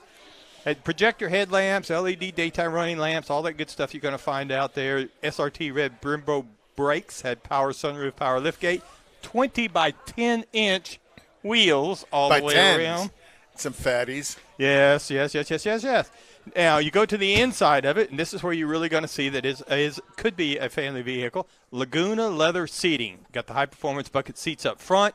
They're heated, ventilated. The second row has also bucket seats that are heated, and it has a console in that second row, so it's very comfortable for the rear passengers. Up front, you're also going to find out you've got a 200-mile-per-hour speedometer. And you're also got a 10.1-inch touchscreen where the nav, where the Uconnect system is, nav. You're going to find your SRT performance pages there. It's got wireless charging on it. It's got the Harman Kardon audio with 19 speakers with subwoofer and 825-watt amp. So there's power in this vehicle on everything. Now, the Hellcat was first introduced in 2021. It was really only supposed to be a one model year production, but it keeps going because people love this vehicle. It does weigh 5,500 pounds, so it is a larger Holy vehicle. Toledo. And it's heavy in the all-wheel drive configuration. Now, under the hood, you're going to find the 6.2-liter V8, 710 horsepower SRT Hellcat engine, 645 pound-feet of torque, 8-speed automatic. Now, you can properly equip this vehicle, and I don't know that I would do it with the Hellcat motor, but 8,700 pounds the Durango is capable of towing. Now, the EPA says you should be able to look for 12 miles per gallon in the city, 17 on the highway, and combined 13. Now, for the 2 tanks of fuel that I drove this vehicle during the week I had it across 238.3 miles, I got what? Good. You got how much? I actually got 13.1. Oh and I took a picture of it to prove it. He's such a liar. 13. I took a picture Now, of it. you got to remember, 13.1. He also drives to Houston once a week. I did not drive it over here this week. Why It is was that? all- Because it sucked down too much gas? No, because we were at the Autorama. It came in with the Autorama, and it had the truck full of all our stuff in it. Okay. I see. It All hurt right. my feelings to leave it sitting in the driveway for a couple of days. I'll bet it did. Well, you could have transferred it from the truck to the back of the Hellcat. I was afraid it wouldn't hold it all, but we have a lot of stuff. But anyway, 0 to 60 in less than 5 seconds, according to Dodge. It does have a competition suspension on it, and so you're going to have a firm highway Does it ride. come with Now- that? Yes. Yes, It yes. comes with that. Yeah, when you get that engine combination package with all-wheel drive, that's what you're going to get. But it's not that rough. That you're going down the highway at a No, it weighs almost 3 tons. Exactly. And when you got the engine that you can hear, I mean, my wife went to sleep. We were cruising, and she just, yes, exactly. She thought it was great for that. And I said, great, then I'm going to get one. But she didn't like that idea too good. Anyway, so if you're looking at a Dodge Durango, you can get into this vehicle for $40,645. You're But such we're talking about the Hellcat. So a base trim price on a Hellcat is $91,740. Wow.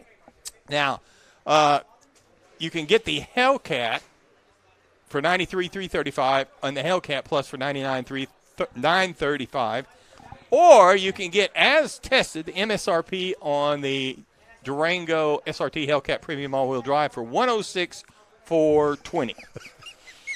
Now, I went out and I looked to see what you could compare this to. Now, there's a lot of full-size SUVs out there. Yeah. The But nothing- V. There's nothing some to of them that compare have it to. all-wheel drive. Yeah. But none of them have 700-plus horsepower, Well, so I just didn't even bother. Well, You get one of these it three or would, get it would nothing. be the Escalade V. That's 700 horsepower. Yeah, Or yeah, the, okay. I didn't think it Aston quite. Martin. The Aston Martin for $300,000. I'd have enough trouble staying and keeping gas in this one. Yeah, exactly. So, but anyway, it's a very impressive vehicle. Well, it It'll do certainly a is. lot of And things. the on-ramp acceleration test? And that's my review of the 2023 Dodge Durango SRT Hellcat. Still has that Premium smile on all-wheel his drive. face. It's not a smile, it's a smirk. Oh, I love it. All right. Hey, the In-Wheel Time Car Talk Show is available 24/7 through the iHeartRadio app. Just look for In-Wheel Time Car Talk. We also video stream on Facebook, YouTube, and InWheelTime.com. Podcasts at your fingertips and over a dozen of the most popular podcast outlets. The In-Wheel Time Car Talk Show continues right after this quick break. You own a car you love. Well, why not let Gulf Coast Auto Shield protect it? Houstonian John Gray invites you to his state-of-the-art facility to introduce you to his specialist team of auto enthusiasts. We promise you'll be impressed. Whether you're looking to massage your original paint to a like-new appearance, apply a ceramic coating, install a paint protection film, nano-ceramic window tint, or new windshield protection called ExoShield, Gulf Coast Auto Shield is where Houston's car people go. Curbed your wheels? Instead of buying new, why not have them repaired? How about a professionally installed radar detector? Gulf Coast Auto Shield does that too. Get a peek inside the shop and look at the services offered by getting online and heading to gcautoshield.com. Better yet, stop by their facility at 11275 South Sam Houston Tollway, just south of the Southwest Freeway, and get a personal tour. Gulf Coast Auto Shield is your place to go for all things exterior. Call them today, 832-930-5655 or gcautoshield.com. The original group of Lupi Tortilla Restaurants will have you telling your family and friends just what the original recipes mean when it comes to the best fajitas in Southeast Texas. Founder Stan Holt invites you to visit the original Lupi Tortilla near I-10 and Highway 6. Here's the original house that inspired the design of all the rest and the original charm that helped make Lupi Tortilla the go-to destination for Houston Tex-Mex. Speaking of original, nothing can compete with the original lime pepper marinade that everyone will agree makes Lupi Tortilla award-winning beef fajitas the best anywhere. Lupi Tortilla Katy is another location that gives you the same quality and service Houstonians have come to expect at Lupi's. It's located just off I-10 and the Grand Parkway at Kingsland Boulevard in Katy.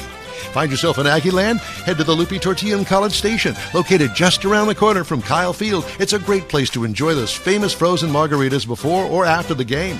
Headed east to Louisiana, stop in at the Lupi Tortilla in Beaumont. It too's on I-10. You can't miss it. The original group of Lupi Tortilla restaurants invites you in for the best Tex-Mex anywhere. It's the In Real Time Car Talk Show today, coming to you from Gulf Coast Auto Shield's second annual Car Social. Cruise in just ahead and talk to some of the folks in attendance here. Plus, Conrad will have the This Week in Auto History. Yep. Okay. And we'll have this week's automotive news that I didn't get to any of that earlier. Some good electrifying news, too, isn't there? Electrifying news. What do you mean by that? Because Ford and GM have all announced to some of their EV programs.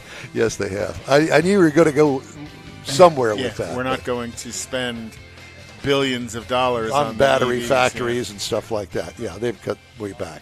Anyway, along with Mike Out of This World Mars, King Conrad DeLong, and Chief Engineer David Ainsley, I'm Don Armstrong. Jeff had to cut out earlier. But we still need more Jeff. We always need more Jeff Seekin. So there's that. And last half hour of the show today, and, it's all good. So at any rate, we Mr. Barnes, who do we have? We just about have Juan Carlos joining us. Juan. Good morning. How are you? Juan, y toca la guitarra. And it's good to have you here. Happy to be here. He's got several cars. That, here?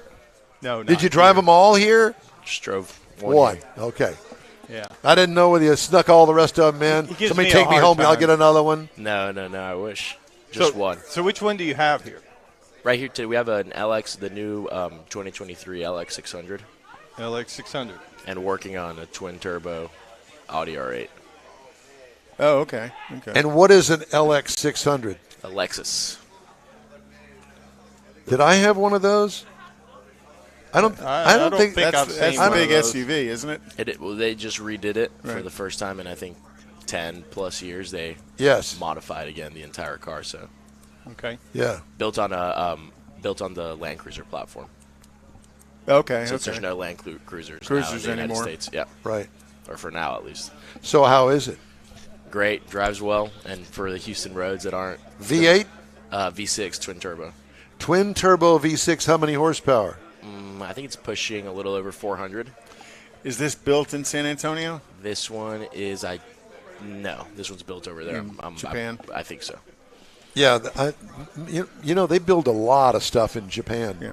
No, the only reason I ask is because that's San Antonio is where the V6 Tundra is built, and I know there's some shared platform stuff with that. Yeah. Well, cool. Pretty reliable, pretty good. No, well, Lexus. No, wait a minute. So you said that you had other cars too? And working on tuning an Audi R8 with some guys here locally in Houston. This one? Not that one. Identical to that one, though. Identical to that one. Just different interior. Now, so what do you mean by tuning it? Isn't it already tuned from the factory? I have some friends that do a pretty good job. We all have those friends, right? Yeah. I have some friends. They spend your money. Exactly. Yeah. They give me good deals, though. At DME Tuning, right here off of 59. And they do some, along with Ted from Europower, they put together some pretty impressive packages on cars. I see. I've had him tune a DBX. That was crazy, stupid fast. I had him tune a 911R. I've had him do a Range Rover SVR, and they're all pretty grocery getters, but with a they get them real quick. But get them real quick. Exactly. What you call a sleeper? A sleeper, exactly. Yeah. A sleeper with downpipes, so for sure. Yeah. We'll wake you up in the morning. Nice. Did they ever tune any Corvettes? Are they all European stuff? I think they specialize in tuning European vehicles. Yeah, I think they're most famous for Mercedes specifically, with a good old burble on the downshift. Oh yeah, I'm familiar with that. The burble and pop tunes. Yeah, exactly. They're good guys. And matter of fact, there was a car. I don't remember what it was, but it was something along those lines that blew past me on the Beltway and then let off the accelerator just as they passed me. It's what we always wanted back in the old American V8 days, but we never could quite get there because once you downshifted it that far and revved it up to 6,000, it'd blow up. Yeah, so there's that. You remember those days? Oh, yeah. I've beat a few of them, blown a couple of them up. But, yeah. Yes, exactly. Yeah, the technology in some of the engines today are out of this world, actually. So you're putting twin turbos on the V10? On the V10. It'll be a project car. We'll see how it turns out. A project. I think it's going to be more than just a project car. I know, is it UGR? They do that. Twin turbo modifications. Because that engine's also shared at the Lamborghini in Lamborghini level. Yeah. So, I know that they're pretty famous I saw for theirs. I saw videos online, and I thought it looked pretty crazy. So I was like, might have to give this a try. So is this all custom built or bits and pieces from? I think it's various people. A mix, but they're for the most part, it's all getting done with the DME and Europower guys. Wow. Yeah. Got to trust them that they know what they're doing. Well, it's been 3 cars now that I haven't had an issue with. So, I mean, I'm not sponsored by them. So no.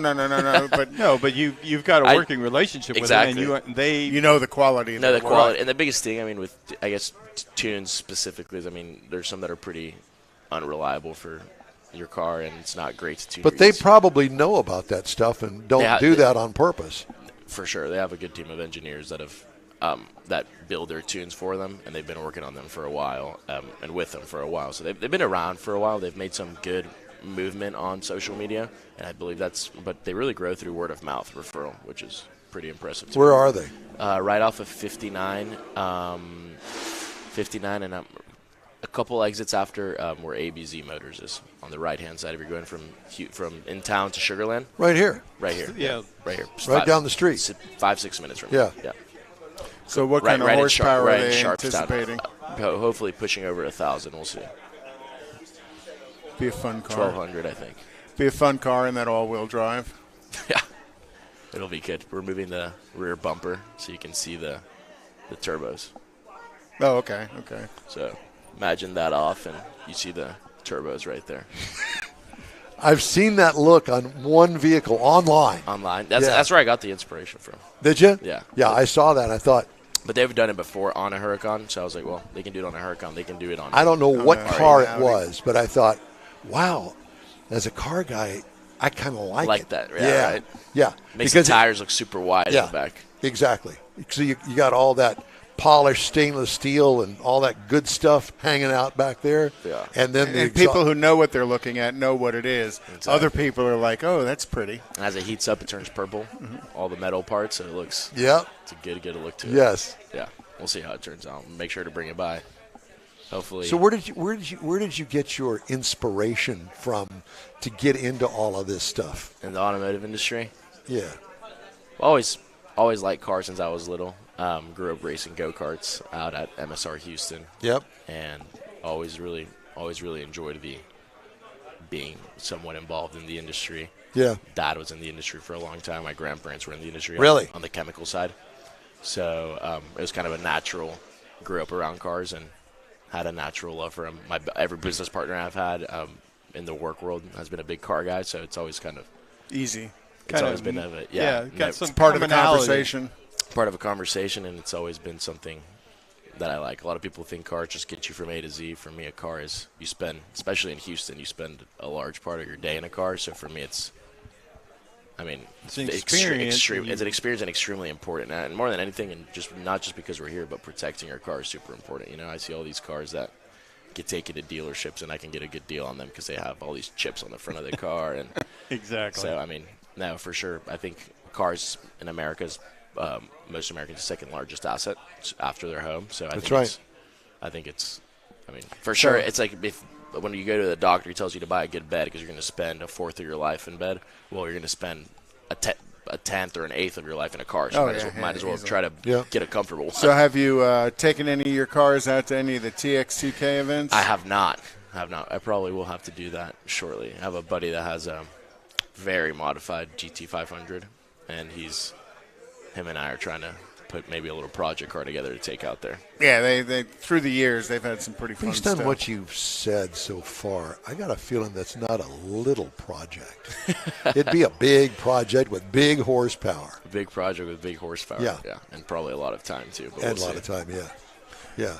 So, Exactly. But you hire most of the work out, or do you actually go put your hands on it? No, too? we go. I'll go in and put my hands on it and help out. More than anything, to learn about it. I'm not a mechanic. I'm not an engineer either, but I like to learn and be as hands-on as possible. That's cool. I think it's cool that they let you do that. Yeah, they're pretty as well. Like working relationship. Share their with them. knowledge. Yeah, and more than anything, they're pretty open too. There's a lot of people that are good at what they do, but there's not a lot of good teachers, you know. But when you're there and you can ask questions, and they're help you out, understand what you're doing. How old are these guys? These guys your age? No, they're they have a kind of a variety in their shop. They have older guys, they have younger guys, they have guys from Houston, they have guys from overseas, they have guys kind of from everywhere. They're pretty international guys. You know, it's funny how word gets out amongst us car guys about other car guys, a shop. You know, this guy specializes in this, and then his business starts building because more and more guys start going to him. For sure. Well, especially like this business. Especially if that's something that you're looking for. Yeah. You know, to find somebody else with your knowledge and experience with somebody who can do those things at that level, because there's very few people that can do things at that level. Exactly. And for me, when I saw that they were doing twin turbo modifications on cars or supercharger modifications and all these, I was like, well, they can for sure probably do a simple tune. You know? So then started at the tune, then went from tune to exhaust, then went tune exhaust downpipes, then went tune exhaust downpipe headers. And we now know we're how that works. And now we're at tune exhaust downpipes turbos, and headers too. So we'll see. Yeah, it's one of those like, it's a project. We know. Exactly. Well, it's an addiction. Yeah. Ours was just 40 years ago, you know. Now we just sit around and talk about it. Yeah, but you know, it all started kind of that way. We sit around and talk about it, and then you go, yeah, why don't we try to put that on the car? Yeah. Okay. So then one weekend, all of us pile into one guy's garage and do that, and then it just keeps snowballing. Well, we did that. Why don't we do this? Yeah, let's do that. And building and building. Yeah. It's nonstop. It's addictive. It's crazy being in here and seeing all these cars now. It takes my ADD goes. Is this your first time here? It is not my first time here. I've been coming to John for all automotive work for a while. Yeah. All paint protection, film, tint. John also knows a lot of people. So if he doesn't do it here, or if he doesn't have the expertise or doesn't know anything about it, he knows somebody that does. He does, for sure. Now, very well connected, very well respected, and the talent he has in this shop is insane. Yes. I've had all my cars, and even the Lexus done here, and you can't even – a lot of people be like, what'd you do to the car? I was like, really, man? I just took it to John, gave him the keys, and was like, work your magic. There you go. Yep. Because a lot of these Lexuses also come with so much satin, and they don't have a lot of options to black out the satin packages from the factory. And I mean, a lot of cars are like that these days now. From the dealers don't really want to work with them, so pick it up from the dealer, brought it here, and took it from being all silver to all black, and made it look pretty aggressive. Are you a member of any club or organization or anything? I am not currently, no. Well, you mentioned that your grandfather was in the automotive world? Industry, yes. Yeah, and your father. And my father. And you. Now myself. And what does all that mean? What do you do? Chemical manufacturing. Engine additives, engine brake cleaners for all the big OEs down in Latin America and Mexico, and then moved here to the United States and started my father was in the spray-on bed liner industry. Okay. Interesting. Yeah. It's funny how do all of us car people get back together again all of a sudden? I mean, it's something like this. Yeah. You know, everybody's got a love and a passion for cars, and, you know, you might not be specific like the BMW guys, I'm sure, are a little more specific to BMW, but they come to something like this to see all the other cars. You know, you get to see the STO, get to see the Ferrari over here, and is that an SP3? SF90. SF90? Yeah. Pretty cool car. Awesome car. Pretty cool car. And the Porsche, the Dakar right there. Yeah, we see that. Yeah. Off-road Porsche. The off-road Porsche. Something's just wrong about that. I don't know what it is, but anyway. Hey, man, it's great to talk to you. Thank you so much for having me on your show. No, we appreciate you. Yeah, and we do. Y'all enjoy the great views here. Yeah, exactly. Good luck with your project. And let's stay in touch. Mark's going to give you his card. Check us out. Yeah, and email us so we can stay in touch with you. For sure. We'll stay in touch. And thank you for having me on. Thank you. We appreciate it. All right. We want to get in this week in auto history because we can't postpone that for another week because then it won't be this week. Not this week. It'd be last week. Yeah. So let's do it. So in 1906, Lancia was founded. Lancia, yes. Lancia. A group of Fiat racing drivers, including Vincenzo Lancia and his friend Claudio Fogolin, founded Lancia in 1906 in Turin, Italy. Lancia achieved its commercial success with their first vehicle, the Tipo 51, a 12-horsepower car that remained in production from 1907 through to 1912. And Lancia earned a reputation for innovation when they became the first automobile manufacturer to offer V4 and V6 engines, as well as they were the first with independent suspensions.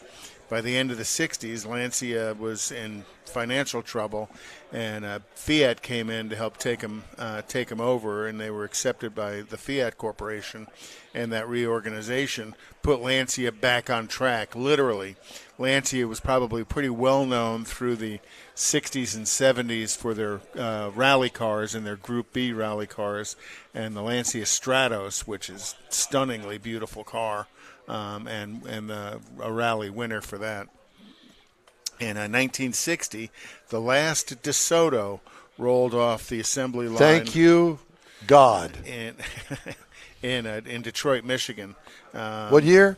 1960. And that you got to remember, DeSoto was originally part of the Chrysler Group. That Imperial was the top of the line. Chrysler and DeSoto were kind of midline cars, and then Plymouth would be the entry-level car. You know, when you look at General Motors, they kind of had the same structure. Cadillac being the top-line car, Oldsmobile Buick, the midline cars, Pontiac maybe a little bit more of the performance cars, and Chevrolet. So that's why you'd always see the entry. at your DeSoto Plymouth dealer. Correct, because the DeSoto was the up-level of the package. My dad had a DeSoto, and my mom had to get the hammer and broomstick out to hit the starter. Oh, yeah. So, to hit it to make it. And the very last DeSoto that was made was its 1961 two-door hardtop. And you could have bought it back then in 1961 for $3,100. That's expensive. And then 20 years later, in 1980, Yugo begins production. While the car may not be looked upon favorably due to a design, which is an old Fiat, the safety and performance issues the car had caused quite a stir when it was new. Both domestically and Eastern European cars were sold, and what an absolute pile of poo any Yugo was. That's putting it mildly. And then yesterday, the only Tucker convertible was sold at auction. Really? Yep, and it was never really a well-known car that it even existed. The Tucker Corporation ceased production in March 3rd of 1949, and what followed was an auction of all the remaining vehicles that Tucker had, including several that were left unfinished with a serial number on them already. And a lot of those were all bought up. Well, this convertible that Tucker had was secretly being built at Lenke Engineering when Tucker went bankrupt. One of the engineers at Lenke Engineering bought the car, took it home with a collection of assorted parts and stuff, and over his life was in the process of completing it. He passed away and went on to one of his family members who they actually did complete it, and it was sold yesterday at Downs Auction in Meridian, Idaho, and I think it went for like $3.5 million. Wow. So buy you a brand new 1949 Tucker convertible for $3.5 million. That'd be something. And that's This Week in Auto History. Well, joining us now as we wrap up today's show, Mr. John Gray with Gulf Coast Auto Shield. This has turned out to be quite an event. Well, you got a lot of people here. I appreciate you guys coming out, and thank you for inviting us out. No problem. You had a great turnout. Turnout was unbelievable, and I just got caught up out there so many times. I should have come in here a little bit earlier, but it's all right. You're fine. It was a good show. You're here amongst your fans because everybody we've had come talk to us, they're fans of what you do and they're fans of your people and what they do for you. Yeah, you know? Well, I mean, they're more fans of my people than I'm just the front of it. Yeah, I'm just the face of it. But that's all part of it too. Is you've got the right people in place for sure. I got some talented people here. Everybody we had sit here and talk with us had said that. You know, the talent you have. Hey, Mars, can you turn that camera around and show everybody out there that's watching what we got outside? You can do that. You can just pick up the whole thing. Just pick up the whole thing and move it out there. He's got power cord That's he's got to take with him. There you go. That's fine. Anyway, we wanted you to see part of it because this is out back at the entrance to the shop here, and you got some pretty cool cars, John. Yep. Pretty neat, yeah. Some neat stuff showed up. Yeah, and that's already in the shop as well. So, great work, and we appreciate it. By the way, I have decided that as soon as I can, I'm going to put the wheels in the car, and I'm going to bring it here if I can get a ride back home. And then I'll give you a ride back. Well, I appreciate that. That's not a big deal, and I'll get a ride back home. He wants a ride home in the Lamborghini. And I can arrange that too. And you can have the Corvette. Because it's going to take a few days to do this, I assume. Yeah, well, take a couple days. Yeah, you're going to have to put it in line with all the other stuff you got going on. Yeah. Because I don't, as always, however long you need it's fine with me. Yeah. I'm looking forward to seeing how that works. And by the way, we're going to use the same lug nuts. I've decided. Yeah. Yeah. They fit those wheels. I think that they're going to fit the wheels. You need to get black lug nuts on black wheels. Black lug nuts. Well, these are. Is that what I need? Yep. Well, I'll have to get black lug nuts then. Well, just go get some Krylon. No. I'm not doing the Conrad DeLong method. We're not doing that. We're not doing that. All right, so I'll get some. Matter of fact, the guy that I bought the wheels from sent me a link to Amazon. I can have them here tomorrow. Yeah. And they're black. Yeah. So you want black ones? I would. Oh, okay. Yeah, because chrome lug nuts on black wheels. They're not black. It's black chrome. So they're not black. Silver lug nuts on a black chrome. Well, it's going to look goofy. Okay. I got it.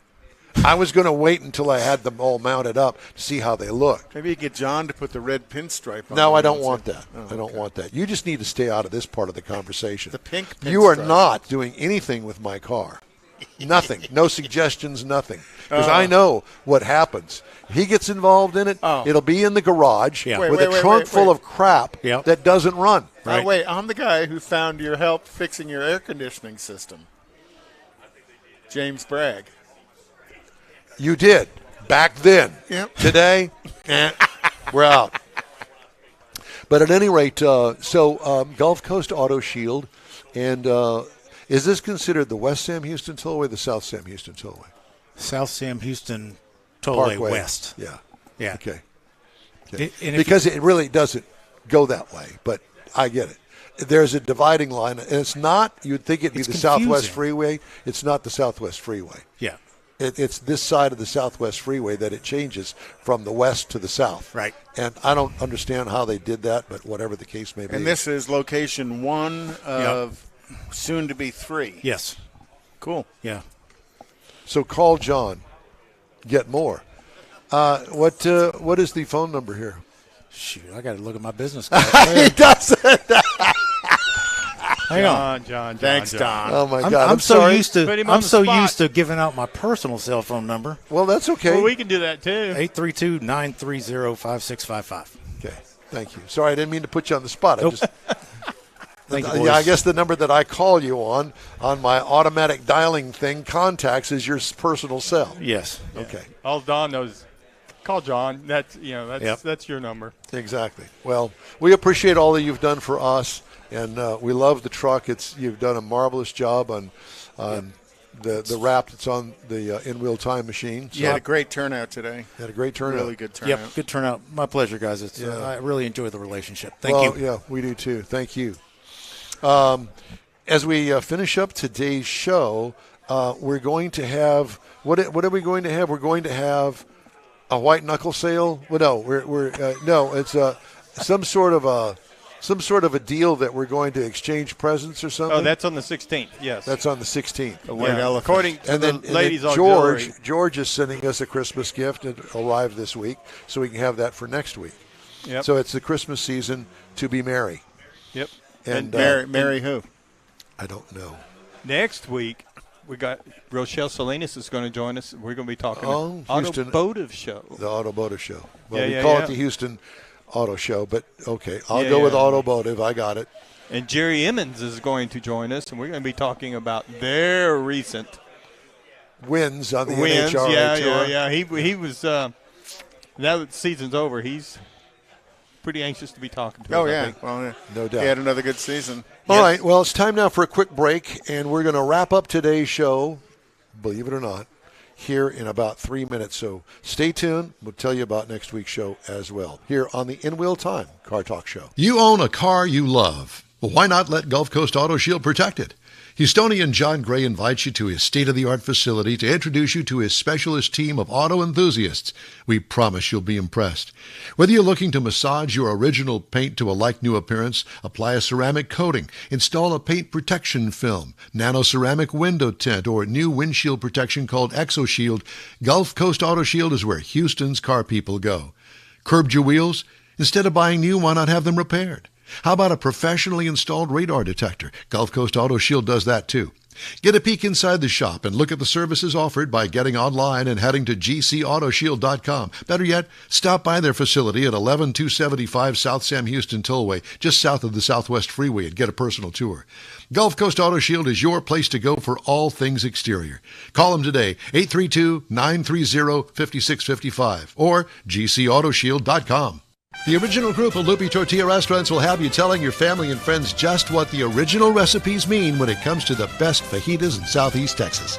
Founder Stan Holt invites you to visit the original Lupi Tortilla near I-10 and Highway 6. Here's the original house that inspired the design of all the rest and the original charm that helped make Lupi Tortilla the go-to destination for Houston Tex-Mex.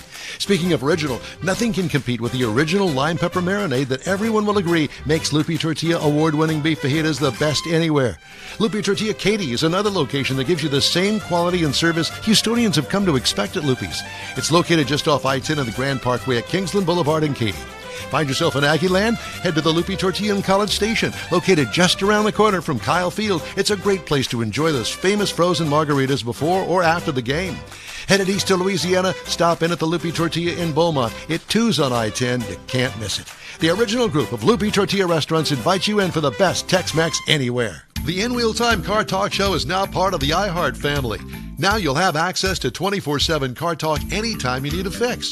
Just download the iHeart Radio app and ask for In Wheel Time Car Talk, and there we are. Be sure to save us in your iHeart library for instant access. No matter where you are, you have the best Car Talk Show right on your PC, laptop, or mobile device and never have to worry about finding us again. Of course, you can always get access to our video and audio streams via InWheelTime.com and your favorite podcast channel, and all of this is free to you. From the iHeartRadio app, you'll not only hear our Saturday morning live show, but the best shows of the past, updated weekly. Never miss a minute of up-to-date new car reviews, pre-owned reviews, Conrad's Car Clinic, informative interviews, automotive news, and the most fun car talk show on the planet. Just download the iHeartRadio app, search for In Wheel Time Car Talk, save it to your library, and with a tap of the icon, you'll be in touch with your favorite Car Talk team. In Wheel Time Car Talk, streaming now on iHeart.com/In Wheel Time Car Talk.